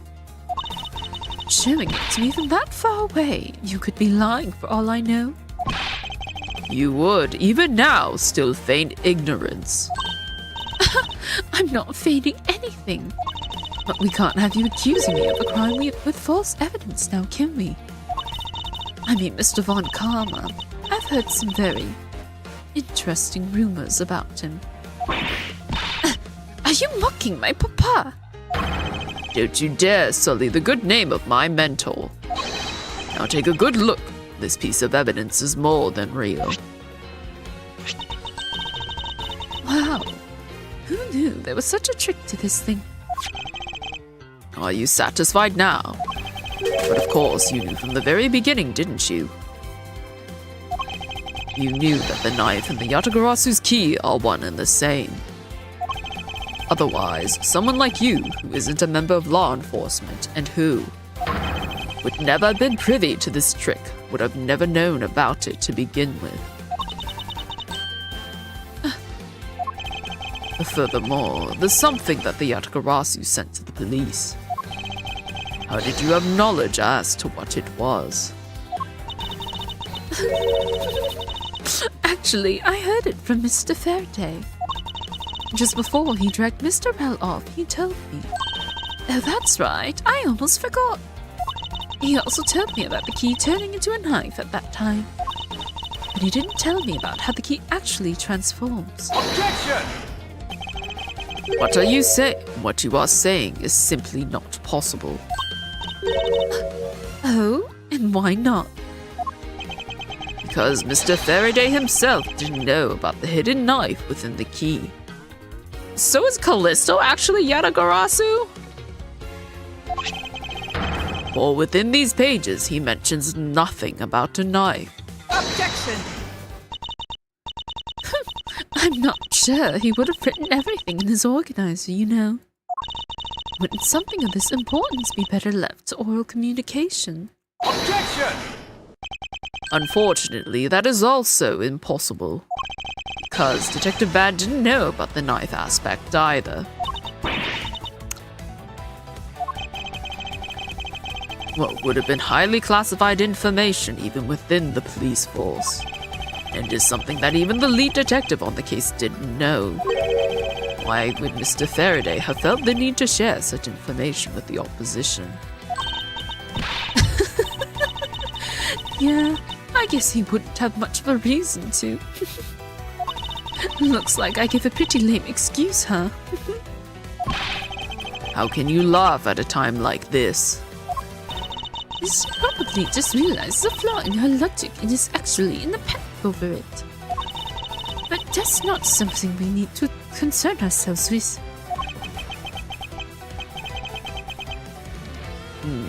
I suppose you're right. Miss Yu, I'd like to state that I also know how you know the real nature of the knife.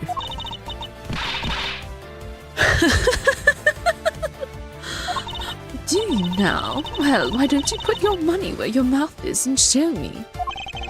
Oh, I will. And I'll wipe that smile off your face by the time we're through. This is it. The moment of truth. The secret behind the Yatagarasu's key. Only one person would have had knowledge of it from the get-go. Who would know from the start that the Yatagarasu's key could change into a knife? Well, the Yatagarasu. Take that! There is only one person who would have known about the dual nature of the key. And that is... That is, the person who sent the Yatagarasu's key to the police.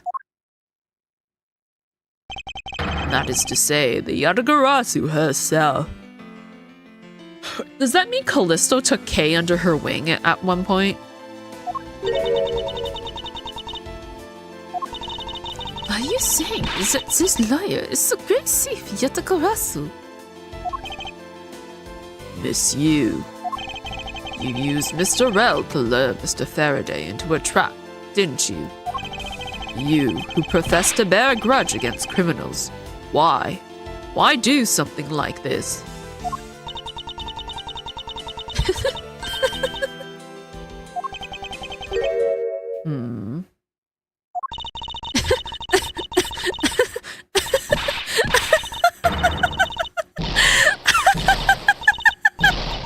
I can't laugh for too long.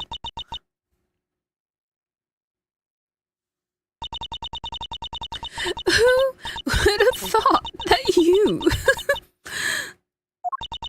a stupid rookie prosecutor, would see right through me? You're sending the biggest chill down my spine right now, Edgeworth. This feeling of thrill, it's even greater than when I sneak into some place. You killed Faraday. Why? Answer me, Calisto, you. Calisto, you, huh? That's not my real name. Because my real identity is, yes, the great thief Yatagarasu. Let me tell you something, Edgeworth. Mr. Faraday was one difficult man to deal with. For you see, he had discovered my true identity, which is why I had to erase him from the world of law. I made Rel an offer, an acquittal for a little favor in return. All he had to do was accuse Mr. Faraday of being the Yatagarasu in court. But once we entered the recess, Rel was dragged off by Mr. Faraday, which threw my plan into a complete mess. I chased after them and eavesdropped on them through a crack in the door. That Rel caves to only two things, money and authority, just as all thugs do. I feared my plan was going to be ruined if Mr. Faraday held on to Rel any longer. Plus, if I had to let them continue on the way they were, I would have been found out. That's why I had no choice. I had to kill them both. But didn't you say that you despise criminals? But do I really? You. Have you forgotten about the KG-8 incident, too? Maybe. What sort of woman would... So then, was it your plan to kill Mr. Faraday with the very evidence that you sent? Well, I had a good idea of what Mr. Faraday was going to do. I anticipated that Mr. Faraday was going to prove that Rel wasn't the Yatagarasu, by using this Yatagarasu's key as evidence and that he would bring it with him. Which is why I thought to use the knife portion. With a weapon as well disguised as this, no one would be the wiser. Because who in the right mind would think something like this could be a weapon? I casually entered lobby number 2 on the pretext that I had to talk with Mr. Faraday. And in order to get in with him, I pretended to be worried about something. He then let me hold the Yatagarazu's key, just like that. He never noticed that I had changed the key into a knife inside the plastic bag. And he didn't have the chance to take note of the knife that took his life. How could you kill him? I knew him for a long time, you know. At the very least, I thought to give him a quick and painless death. But if you killed Mr. Faraday first, there was no need for you to kill Mr. Rel as well. I believe I mentioned why when we were placing Detective Gumshoe under arrest. Something about having accidentally created an eyewitness. And how that led the killer to think about setting them up as though they'd kill each other. Then the trick with the surveillance tape. Yes, I didn't actually plan to use a gun. The risk was too high that I'd be caught. However, that's when I remembered the existence of that surveillance tape. Which is why I had Rel help me set up the crime scene. And after all was said and done, I rewarded him for all his hard work with a bullet. You're a defense attorney, aren't you? How could you? How could you betray a client?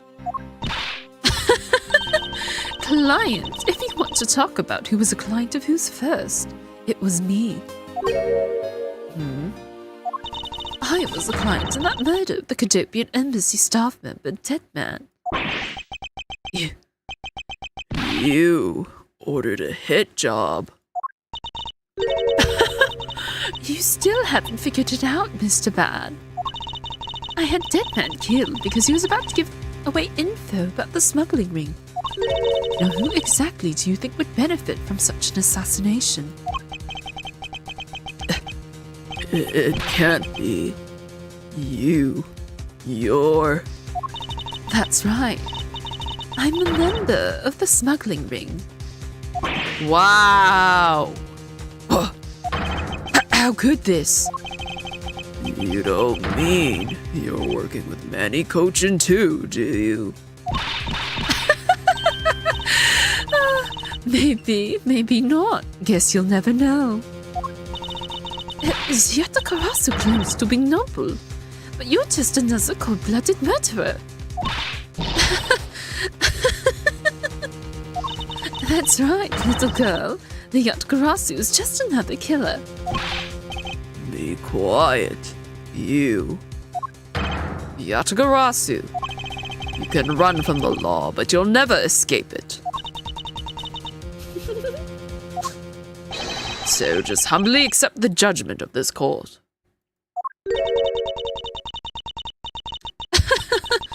Hey, Edgeworth. Did you know Yatakarasu has 3 legs? Do you know why that is? Oh, the ads have started. Okay, we gotta wait 3 minutes. I'm gonna finish my banana. I just have a little bit left.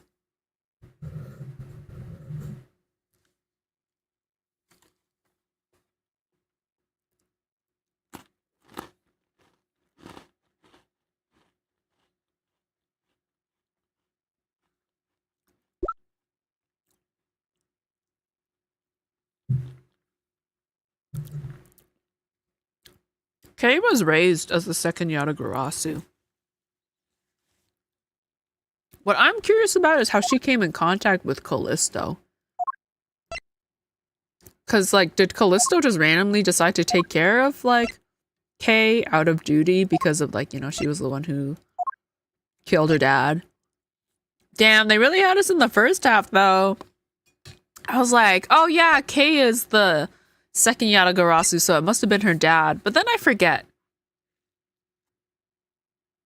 There was a really big contradiction that I forgot to take into account. Is that if Kei is the second Yatagarasu and her dad died when she was like 10, and this is 7 years ago, who taught her to be a great thief, right? Because she couldn't have been self-taught. She has all these gadgets and stuff, so like someone must have taught her. And it couldn't have been her dad because her dad's dead now. So you know what? It makes sense if it was somehow Calisto who taught her. But damn, she's potentially related to the smuggling ring. Which is weird because that goes against what Yatagarasu stands for. The whole thing about Yatagarasu was like exposing corruption and stuff. Alright, there's still supposedly a minute left of ads. I'm gonna go throw away my garbage in the compost before I forget.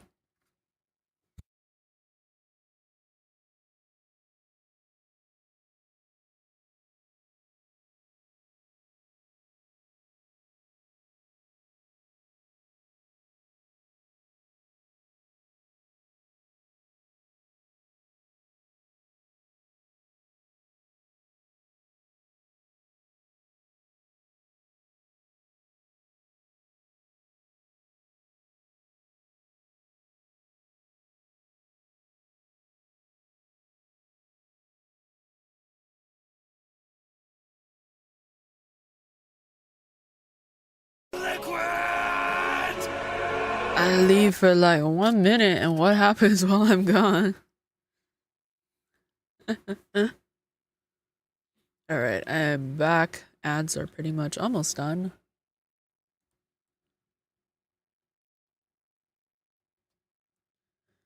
Okay. Where were we? No, well, let me tell you. It means that the Yatagarasu has more than one razor-sharp way to do her work. Whoa! You really are too naive, Edgeworth. You even handed the Yatagarasa's key right to me without a second thought. Everything may not have gone according to plan, but I'll still gladly take it. You mean the key was your real target? And even after I gave you such great advice, didn't I tell you to always keep a good eye on a criminal? Or you may regret what comes of your negligence. You two, get down.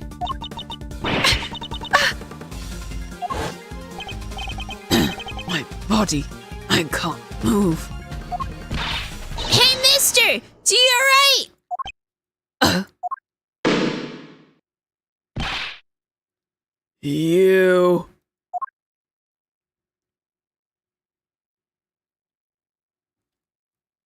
Damn. Are you all right, Francisca? I'm perfectly fine, Miles. Her voice is shaking, but it looks like she's unharmed. Where did Kay go? Ah, that's a gunshot.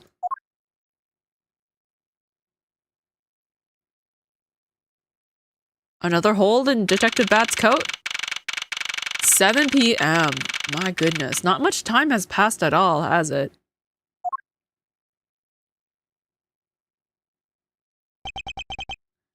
Sorry, but it looks like she got away. I called the precinct. They should have a perimeter set up soon. Detective Bad, are you all right? I heard a gunshot. I'm okay. Just got another hole in my jacket. He may say he's fine, but he looks quite shaken.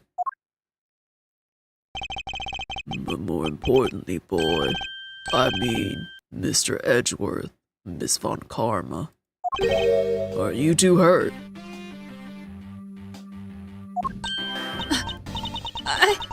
I'm absolutely fine.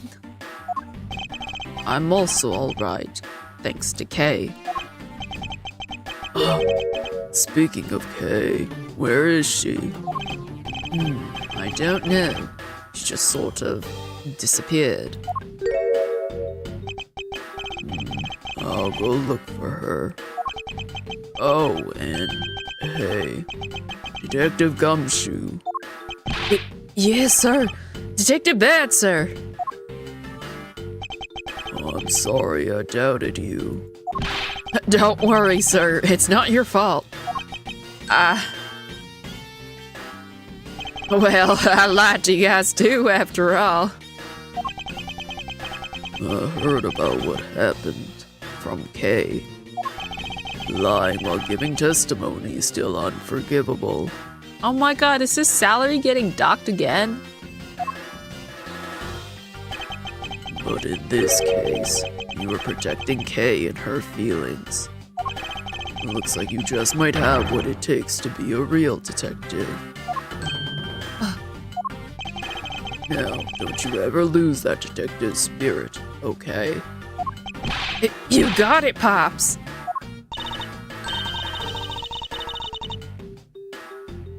Pops, what's one too many detective dramas recently, have we?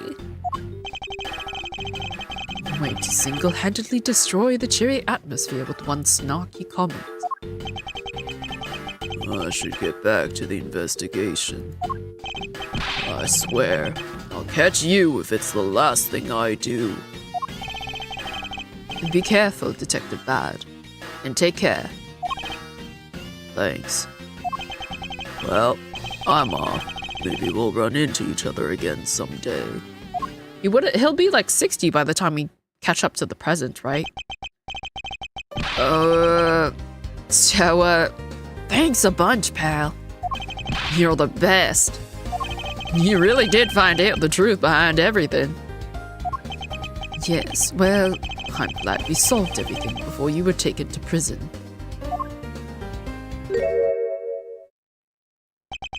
I can't believe how much trouble I caused you with my testimony, Detective Gumshoe. Oh, it was no problem, really. I mean, I lied too, so I didn't help anything. It's really not your fault, Your Honor. Well, even if we didn't have his honest testimony, I think that lawyer would have found another way to get you convicted on her behalf. Yeah, I can't believe I was blah, blah, blah, blah. I was about to get fired during my first week as a detective. Well, so long as you're not fired, you should work hard, give all that you have, and perform your duties well. Oh, and one more thing. Kay left a present for you with me. She did? Oh, what is it? What was it that Kay left for me? The proof of their friendship. The Swiss roll! Oh, fuck. I meant to, give it, not inspect. Take that! It's a courthouse special Swiss roll! Can I really have it? Yes, it's a present meant for you, after all. Thanks a bunch. You have no idea how happy this makes me, pal. I'm gonna eat this right now. Sure, go ahead. The Swiss rolls Detective Gumshoe and Kay bought together. While the one Kay saved never reached her father. It would appear that her sentiments have touched the heart of this detective. He's so happy. It's as though he's having a welcome back celebration of his own. Well, I was asked by Kay to give it to him. Oh, that was good, pal. I can't believe I got to eat 2 of these delicious things in one day. It's like I'm in a Swiss roll paradise or something. I've got to thank Kay myself. Hey, wait. Where is she? He only noticed just now. Was his mind not present when we discussed her earlier? Detective Bad left to go search for her earlier. Maybe you should go join him. Yeah, you betcha, pal. I'm gonna go help him. Oh, but first. You know what, pal? Actually, I guess I shouldn't be so rude to you anymore, huh? I'm gonna stick right by your side from now on, Mr. Edgeworth, sir. Ah, their friendship origin story. I sense nothing but a most troublesome relationship from that ominous statement. We should go home too, Miles. We have to hurry and report what has happened to Papa. Agreed. Well, I'm afraid we must be going now, Detective. Roger, sir. And don't you worry. I'll investigate the next case we're on real well. I'll be counting on you. The scent of trouble is definitely in the air. Thus, like a bad dream, my first outing at court came to a disturbing end. A few months later, I was finally able to properly stand in court as a prosecutor. But the detective in charge of the investigation was, as I dreaded, Detective Gumshoe. After that, he became my direct subordinate. I have tried, but words fail to describe the immeasurable suffering he has caused me. But I suppose that's just how things are. As for the little girl who suddenly disappeared, she's now...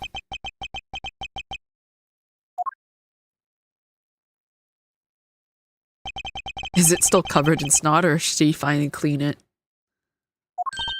And so? Do you remember now?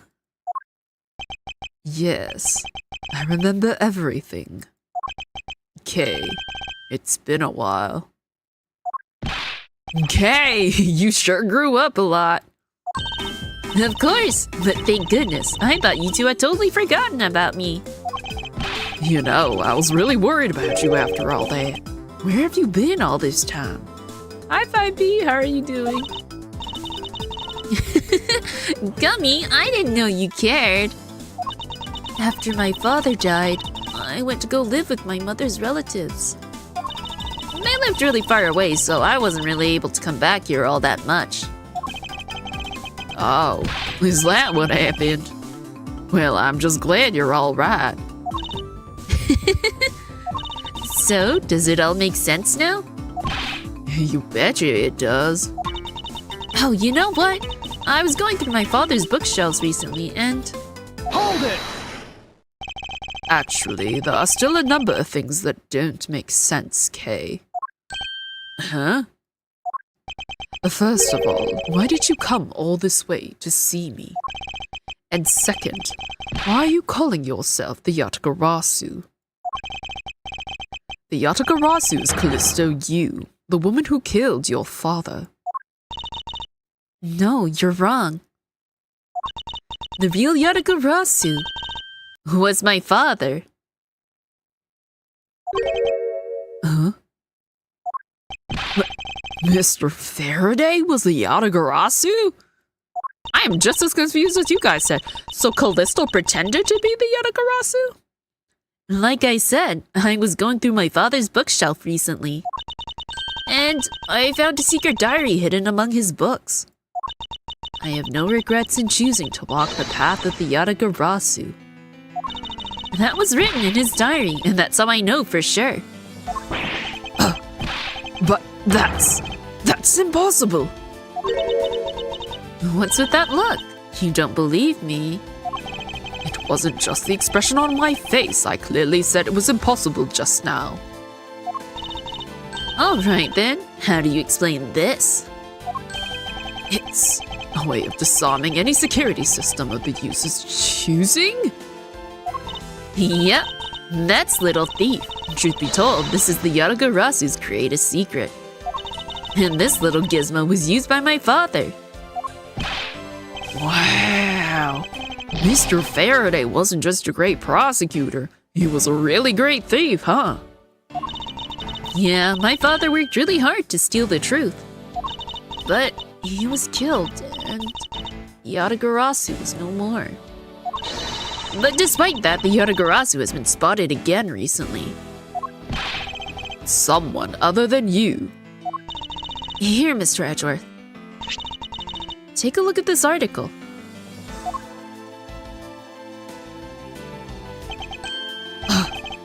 The Yatagarasu sent the embassy a calling card. Yeah, meaning this person's a fake. I'm almost certain that Calisto you lady is behind this. Because the real Yatagarasu would never send something like a gaudy card out. But the Yatagarasu did send a white card along with anything to be publicized. That's what Detective Bad told me 7 years ago, if memory serves. Well, as soon as I heard the news, I got all wound up, and I knew I couldn't just let it go. So I searched you out, so that I could obtain the truth behind the Yatagarasu. Because if anyone can help me find it, I figured it's you, Mr. Edgeworth. So you're saying that I have your fathers and misuse identities backwards? Yes, because the real Yatagarasu is noble to the end. Okay, that makes sense. That makes sense, because I was like, it doesn't make sense for Calisto to be Yatagarasu if she's with the smuggling ring. And I want to revive the real noble Yatagarasu. If I don't, my father will never be able to rest in peace. Kay. Kay. You're so honorable. I don't care what anyone else thinks. I'll always be here to cheer you on, pal. Even if you are honorable, a thief is a thief. And if you are plotting to commit a crime, then I'm afraid I can't be complicit. Mr. Edgeworth. Oh, you guys are not making it easy for me. Who am I supposed to support now? Mr. Edgeworth, what I want from you is not to steal something. What I want is the arrest of that evil woman. That evil woman? You mean Calisto you? I think it's too hard for me to catch her all by myself. But I thought that since you're able to expose her for who she is, then maybe... Please, Mr. Edgeworth, won't you help me?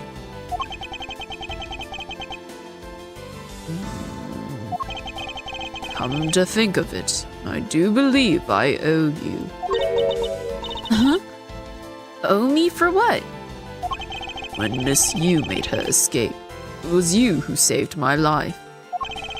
Furthermore, you helped me with the investigation today.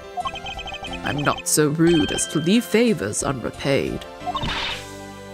Then you mean? Yes. That case has been weighing down my soul ever since that fateful day. Perhaps the time has come to settle things once and for all. If you don't intend to sully your hands in a crime, then I believe I can help you. Mr. Edgeworth! Thank you! Yay, Mr. Edgeworth, sir! Isn't that great, Kay? Yeah, it sure is, Gummy. Even though he had completely forgotten about her until just now. What is with their chummy relationship? Somebody's jealous. Somebody's feeling left out. The great thief Yatagarasu. After all that time, the true identity of the thief sank back into the darkness. Burn Faraday, Calisto Yu, and Kay Faraday. The phantasmagorically changing identity of the great thief Yatagarasu. Can I just say I'm really proud of not stumbling that word, because I looked at it and it just kept getting progressively longer and I was like, I'm gonna stumble so bad, but I did it. I did it. Phantasmagorically. Say that 10 times fast. Phantasmagorically, phantasmagorically, phantasmagorically. Okay, you know what? It's not really that hard. And the Yatagarasu's real goal. It would all come to light the day after I made that promise to Kay. To be continued. The end. Yippee! On to the next case, which is supposedly really long. I am only playing for like another hour before I am stopping. So today's a bit of a shorter stream. But yeah, I have at least like another roughly hour or so, and then I am stopping because it is like dinner time and I've got other things I need to do.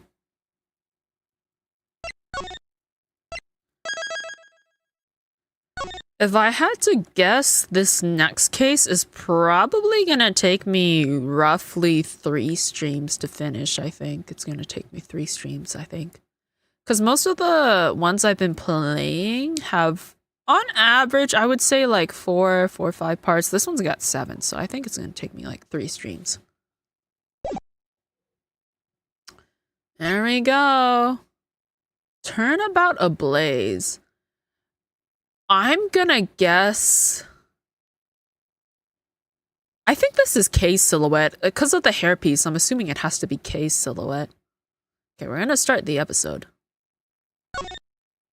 Turnabout Ablaze.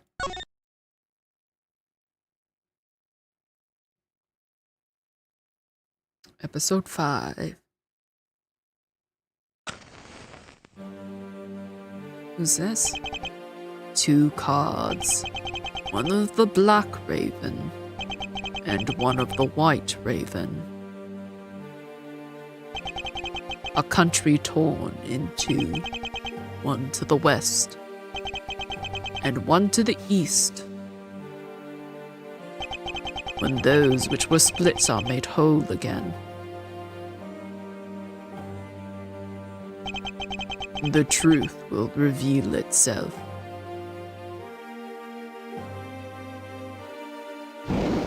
Are we committing arson? It's the Yatagarasu! The Yatagarasu's here!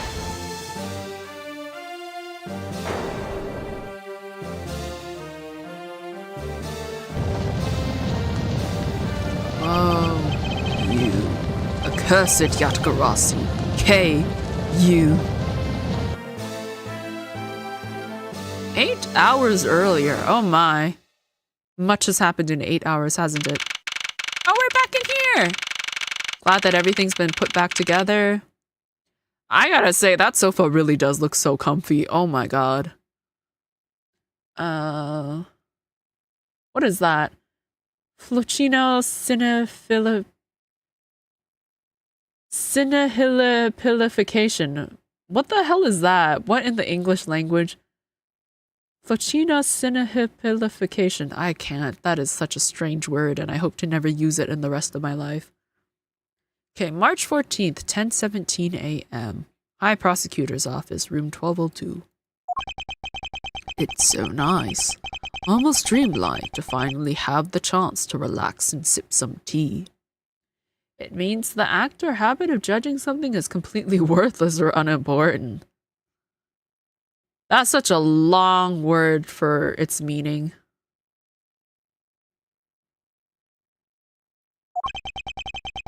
Especially after what a whirlwind the past few days have been. Oh god, my eyeballs.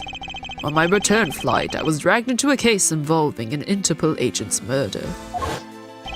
The next day, I investigated a kidnapping and a murder at the Gatewater Land theme park. And later that night, a detective's dead body welcomed me back to my office. Along with the thief who was out to pilfer files related to a case from 10 years ago. How did I manage to find myself in the middle of so many cases back to back? Well, at least I have today. All I ask is that I be allowed to spend it quietly. Mr. Edgeworth! Oh no, that's K. Mr. Edgeworth! This is big! Big, I tell you! Hey, what's wrong with you? Where's your enthusiasm? And suddenly, the phrase, the fragility of dreams comes to mind. What are you talking about? Fragile dreams? Come on, let's go! The fake Yatagarasu isn't going to just find herself, you know? Say it wrong and you summon a demon? Yeah, I could believe that. Well, if you must know, it's possible that I was paid a visit last night by your fake. Say what?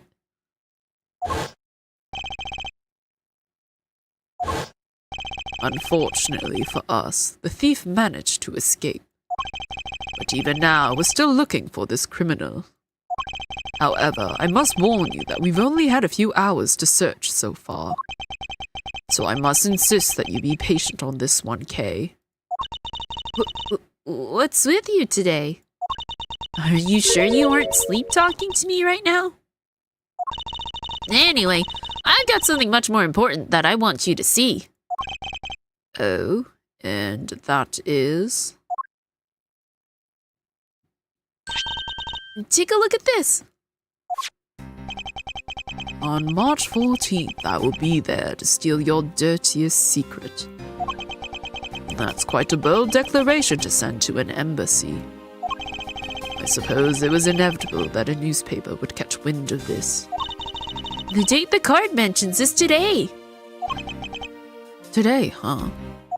Come on, we gotta hurry. The embassy awaits. I suppose it is quite an urgent matter. However, do you know which country's embassy we should be investigating? Well, it's some really special country, and I'm actually really fuzzy on the details. But never mind that. Where's all your energy? Why are you so lackadaisical today? Is it lackadaisical? I think it's lackadaisical. I'm not, Kay. You're just too wound up. Well, then you should get too wound up too. Because this might just be our chance to catch that woman. You mean Miss Yu? The woman who killed Kay's father, Byrne Faraday, 7 years ago.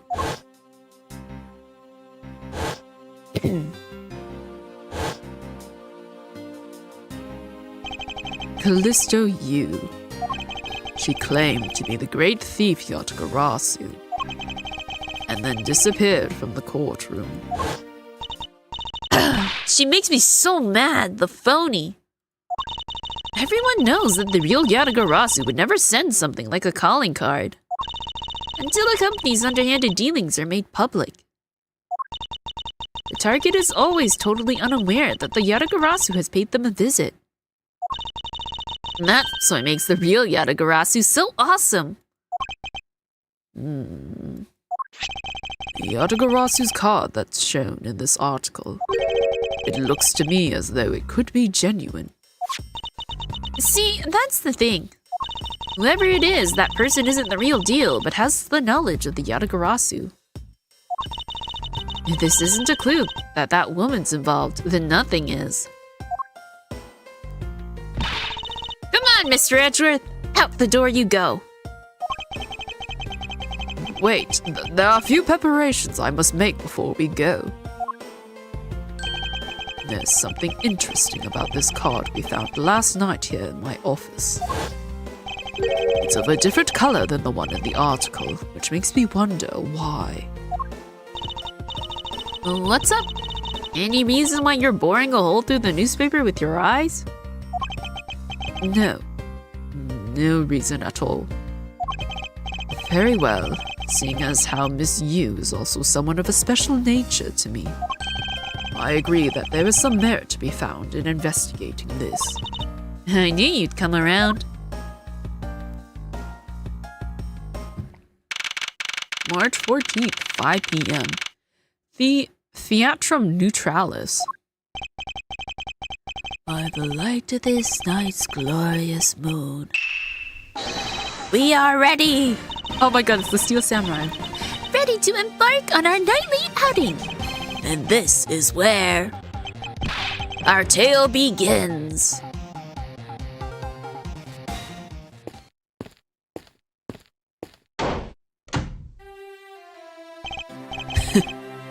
What a coincidence. Who would have thought that a Steel Samurai stage show would ever be held at such an elegant theater inside a foreign embassy? Yeah! The climax was really awesome! Steel Samurai Sushi Slash! I got chills down my spine when he pulled that move out. I suppose it really is more impactful to watch a show in person than on television. I have to say though, this embassy is set up kind of funny. I mean, they have two countries sharing the same building. Well, as you said yourself, this place and the countries it houses are very special. Even this theater is special in that it is a neutral zone shared by the two countries. So let me get this straight. The Steel Samurai show just now is being sponsored by one of the two countries. The one that's called the Kingdom of Alabast, right? Yes, it would appear that the Steel Samurai is very popular in that country as well. Seems that way. But you know who I'm really into? The Jammin' Ninja. The Republic of Babal is sponsoring a Jammin' Ninja stage show. And that's something for fangirls like me. We've totally got to see that too, Mr. Edgeworth. The Jammin' Ninja show is gonna kick the Steel Samurai show's rear end. You know, ever since I first met this girl, I've always had this inkling. Now what she really wants to be is not a thief, but rather a ninja. So anyway, about today's event. What's it called again? The Kingdom of Alabast versus the Republic of Babal Goodwill Jubilee. The small European countries of the Kingdom of Alabast and the Republic of Babal.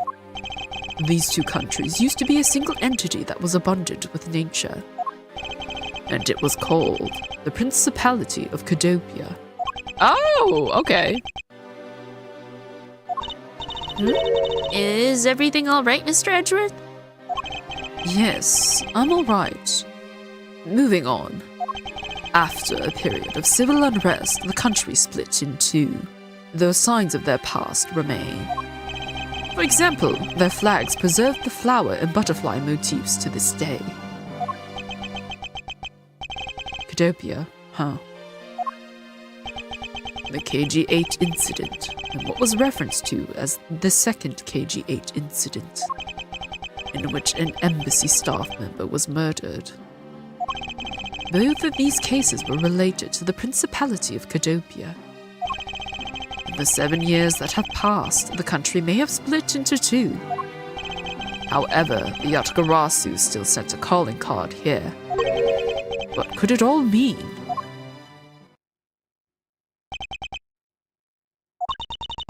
Mr. Edgeworth, I know you're thinking about something. Oh, excuse me. What were we talking about again? Oh, if you could please stop spacing out on me. Anyway, we were talking about the Alabast versus Babal Goodwill Jubilee. The two countries have had a pretty bad relationship with each other.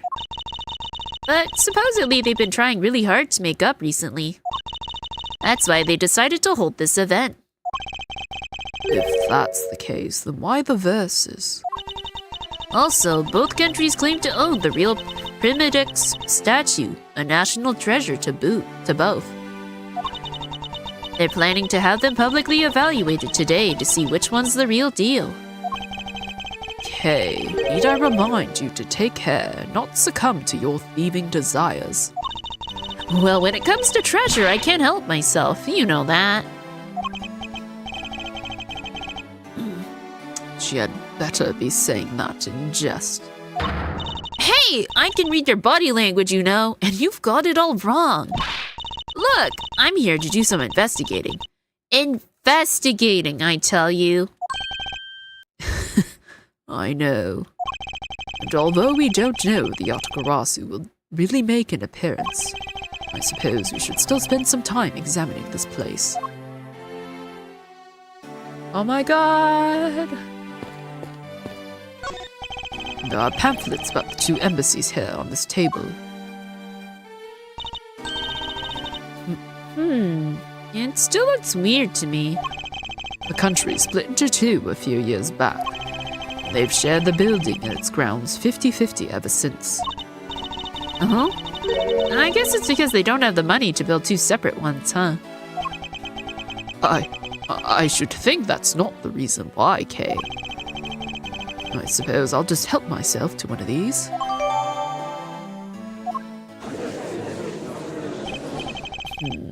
What is all the hubbub? Hey, look! It's the Steel Samurai! Oh my god, are we gonna get a Edgeworth fanboy moment? And he's got his son, the Iron Infant, with him! Ah, that's what he's called, the Iron Infant! Oh my god. Oh my god, a lot of heart is there! Bro, we gotta go.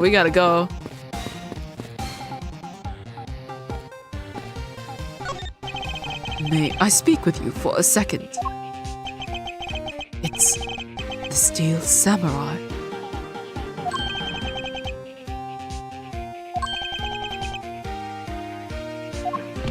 Mr. Edgeworth, what are you glaring at him for? Please, excuse me. It's just that I've never seen a superhero up close before. To Mr. Edgeworth, Steel Samurai Daddy, married man of Neo Old Tokyo. Oh my god. It looks like he's writing something down for you. To Edgeworth, from Steel Samurai Daddy, married man of Neo Old Tokyo. Wow, an autograph. Pretty cool that you got one, huh, Mr. Edgeworth?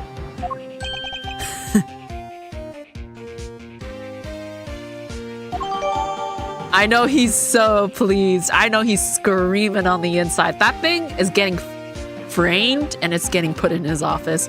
I better see that in his office.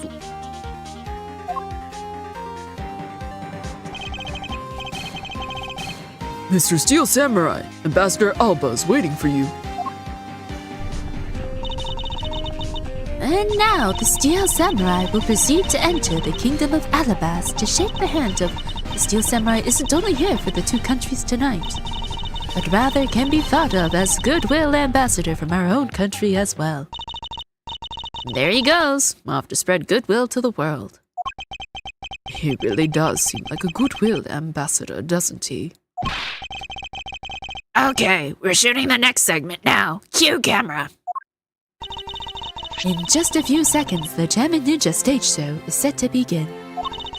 After the show, the Jammin' Ninja will enter the Republic of Babal.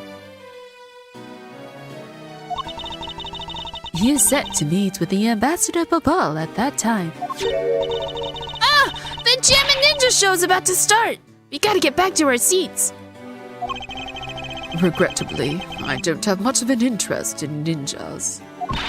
Well, this show will change your mind. Come on, we have to hurry. If we miss even a second of the Jammin' Ninja's awesome playing, I'll never forgive you. I suppose you're not about to give me much of a choice here, are you, Kay? I was hoping I could explore more. Oh, I could listen to that ninja marked for death's lullaby song all day. His superb playing and that sad melody really brought a tear to my eye. And his heart-wrenching voice. Now that's the Jammin' Ninja's greatest weapon. Oh, those pieces of Jammin' Ninja merchandise over there. I've got to have them. I especially want the hair sticks they're selling, exclusively at these shows. They're exactly like the ones the heroine Princess Misola wears in her hair. Anyway, Anyway? Hold it right there, Mr. Edgeworth. yes. You're thinking of going home, aren't you? Well, it doesn't seem likely that the Yatagarasu will be making an appearance tonight. Most likely, it was simply a prank. No way! I just know the Yatagarasu will show. But I thought you said that the Yatagarasu doesn't send calling cards. Yeah, I did, but... I figured from the very beginning that this would wind up being a wild goose chase. But that card she sent was a genuine fake calling card. A genuine fake. Well, how can I word this? The Yatagarasu's mark that's on the calling card is exactly the same as my mark. Get it now? We've got a problem.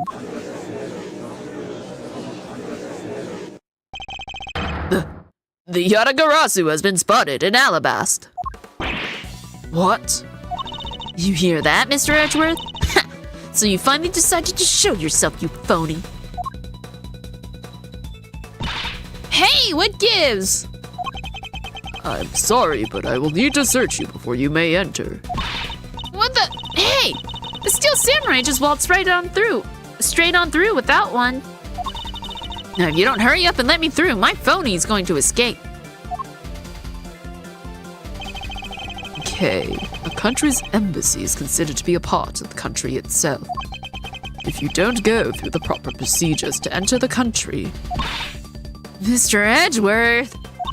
I'm going to enter through Babal and climb over the wall into Alabast. Hold it! You would tell a prosecutor straight out that you intend to illegally enter another... Kay, are you listening to me? Kay Faraday, and I'm coming through! Yes, and welcome. Someone stop her! Anyone! Raising kids is hard, man.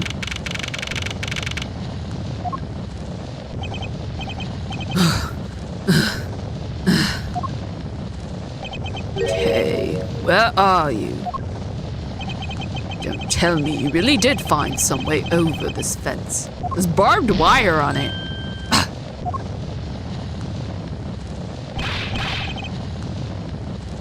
Fire! This is too big for us to handle! Looks like the Yatagarasu came to Babal, too. You accursed Yatagarasu.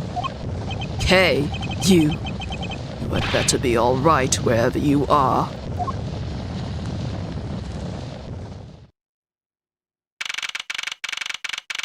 Whoa! They're here.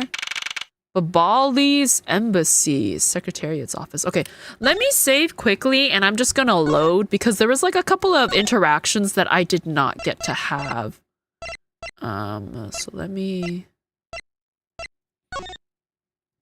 save here. Let me go back to title and maybe I can like select from a chapter. Let's go title selection. Oopsies. Episode select.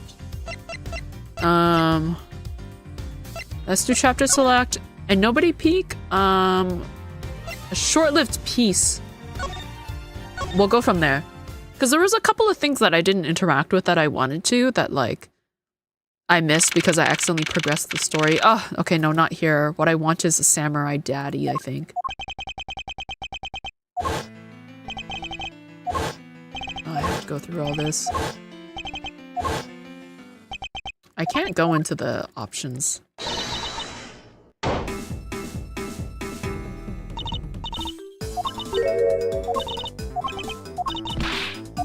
I think it's silly that I'm not allowed to go into the options from here. It's just odd.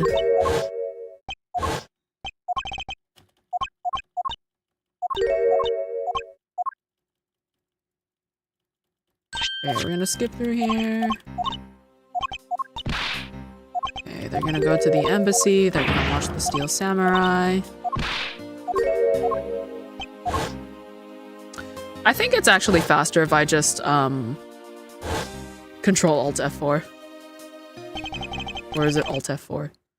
It's a lot simpler if I just stop the program and start again.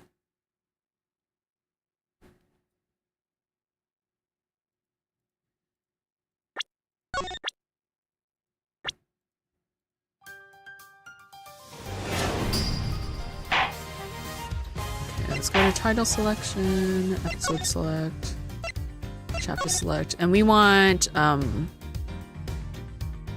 think it's Steel Samurai Daddy. I think that's what we wanted.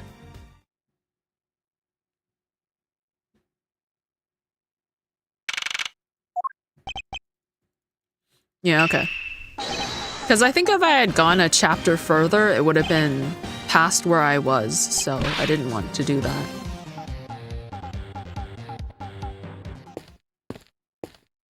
Because I saw a previous character, I see Lotta Heart in the corner, and I really wanted to talk to her. Okay, let me skip through their dialogue. I can't remember. I think Maya was also a fan of the Jammin' Ninja. I can't remember if Phoenix had an opinion or not over whether he was into the Steel Samurai or the Jammin' Ninja. Because it seems like you're either into one or the other.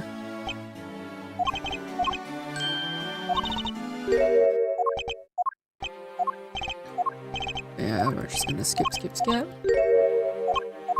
I'm surprised there's no, like, chapter for, the investigation of this itself.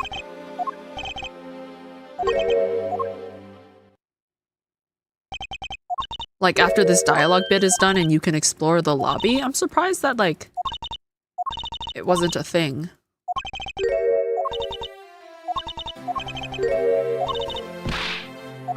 Alright, I think we're almost done. Okay. Lotta Heart! What is she doing here? Is she trying to get a picture of the Steel Samurai? Where in tarnation are they? Come on, Big Scoop. Hey, mister, out of the way! Yeah, I'm talking to you. I seem to remember this woman from somewhere. Yet my instincts are directing me not to engage in conversation with her. Perhaps it would be best if I left her alone. She was one of the witnesses in the case where, like, Edgeworth was on trial for, I'm pretty sure. I think so, yeah. Yeah. It's coming back to me now. This wreath? These flowers were sent by Global Studios. Global Studios? And that's where they filmed the Steel Samurai television show. They have been producing hit after hit recently, so the studio is being remodeled. Oh, I read about that in the papers the other day.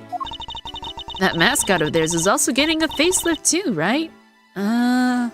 What's his name? You mean Mrs. Monkey? Yeah, I thought it was something like that. You really have a great memory.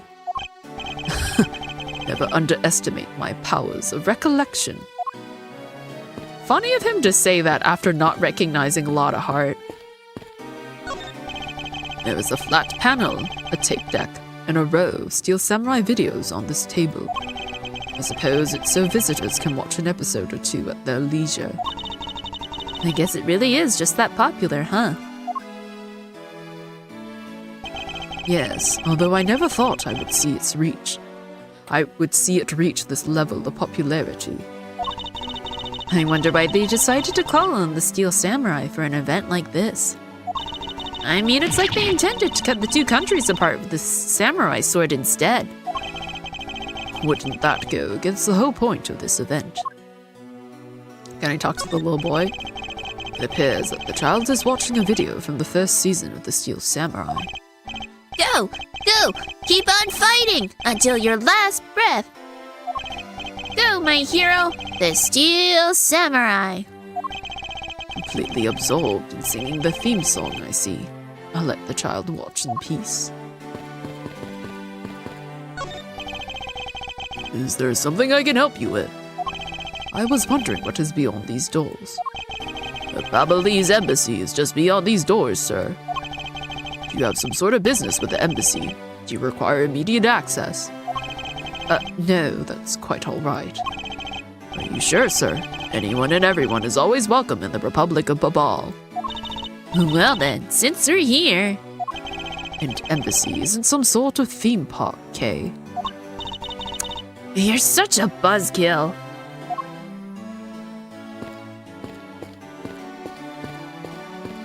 Who is this guy? I thought he'd be someone special. This is the perfect angle. Go, my image, travel across the wave world in every TV set around the globe. A more honest approach to appearing on TV might serve your ambitions better. I guess it's because, like, there's, like, a reporter and he's, like... It's like those people that, what is it? They, like, I mean, you get those reporters who are, like, reporting, like, the weather or just on something outside and people try to, like, hop into view of the camera. Okay, who are these people? You know, I've seen a lot of these shows, but today's show, it was like they went for a complete comedy, you know what I mean? Yeah, and that last move, the Steel Samurai suit, oh, I can't even fucking, they're so fast!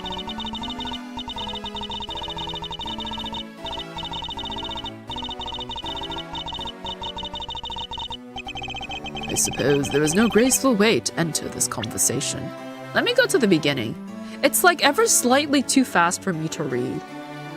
It's not that I can't read that fast, it's that I never expect it, so when it happens, I don't have enough buffer to catch up. Okay, what is it? You know, I've seen a lot of these shows in a bunch of other places, but today's show was like they went for a complete comedy, know what I mean? Yeah, and that last move, the Steel Samurai sushi slash. I couldn't help but laugh. I know, right? And that pink princess's movements were really stiff. In the middle of the show, I could swear that I heard her hip crack. Oh, I know. I totally thought that too. The pink princess has a bad hip? Seriously? Just what were they thinking, you know? Alright, who's this guy in the corner? 10 more minutes. No, in 5 more minutes. But isn't it really bad for me to spend time doing this? It's no use.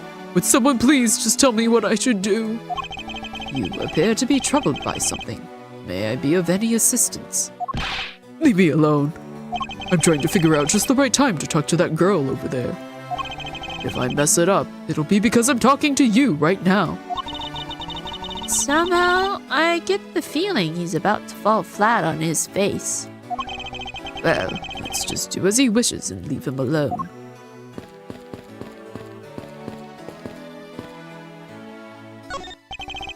Is there something I can help you with? I was wondering what is beyond those doors. It's the Alabastion Embassy. Now, unless you have some business with the embassy, I suppose I can't really claim to have any business with the embassy right now. You don't have to be so rude about it, Mr. Guard. Oopsies, I meant to look at this flag. The national flag of the Kingdom of Alabast is on display here. The crest on it features a flower. Flowers and butterflies are kind of rare motifs for flags, don't you think? Well, when they used to be Cadopia, the government used to take pride in its land. The citizens also loved the rich, bountiful nature of all around them, thus the design. Hey, if the Steel Samurai got popular enough, do you think they'd put him on their flag? Are you in your right mind, Kay? Or maybe the Jammin' Ninja would make a better candidate. Don't make me laugh. Only the Steel Samurai deserves such an honor. He's a fanboy through and through.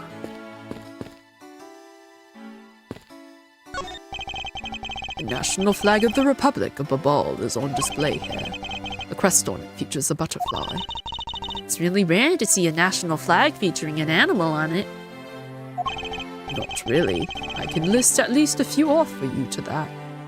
Oh, I can list at least a few off for you that do. Okay, then are there any flags with really chic things on them? Chic thing? That's pretty vague, Kay. Although by my definition, there aren't really any flags that feature a chic object. Ah, that's too bad. Because if there was, I was thinking about stealing it.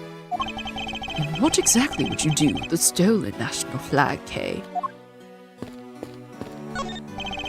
Okay, that's good. All right, now give me a dramatic slam right there. Stop! Hey, do you mind? Get out of the way, buddy. Okay, once more. In 3, 2, 1, action. Kay, was that my fault just now? Well, he's obviously working. I guess we should leave him alone. And we're here reporting live from the Theatrum Neutralis. As you can see, tonight's audience is full of enthusiasm. Let's see what this member of the audience has to say. Okay, that's good. Let's do one more run through. Excuse me, but when you're ready to film for real, would you mind giving me a call? I sense that she didn't hear a single word I just said. Okay, I think I've talked and looked at everybody. What if I try to go back here? Oh, what if I talk to Kay? There's a very festive atmosphere in here. Yep, super festive. I'm really happy for the Kingdom of Alabas and the Republic of Babal. It's great that they have re-established diplomatic relations. The newspapers say that it's almost like they're Cadopia once again. Perhaps we are bearing witness to a historic moment in time. Hey look! They're selling some commemorative merchandise to celebrate this event. Founders Cadopia biscuits. And over here, they're selling Royal Cadopia biscuits. It would seem that they have yet to reconcile their competitive spirits. Okay, she doesn't have much to say.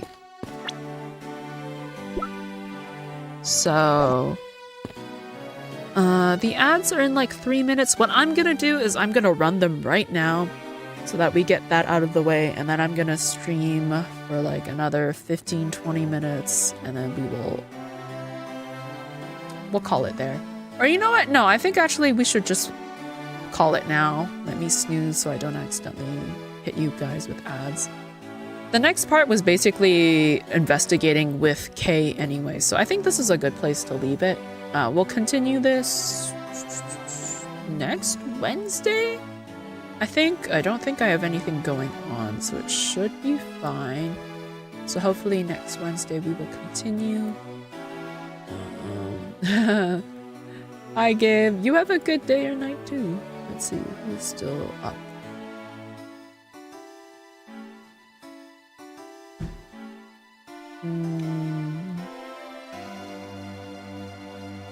Zero streaming still. We could go raid Zero. There's another person I would raid, but the thing is like I get such bad.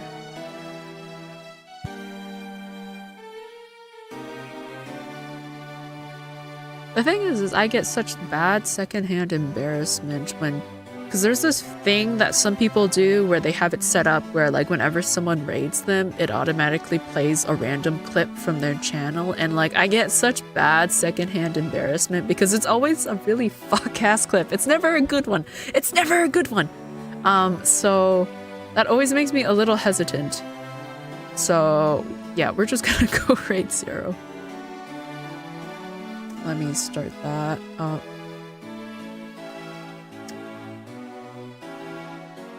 But yes, next stream we will continue this. I'm curious as to how different Calisto has become, because it's been 7 years since we've seen Calisto.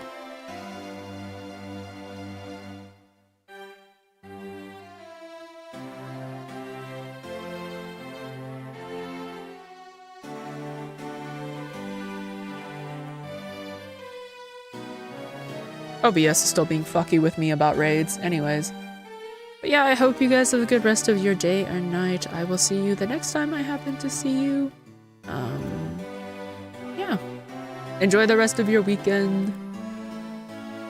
Yeah, I really want to see if maybe Calisto hasn't changed at all. We'll see.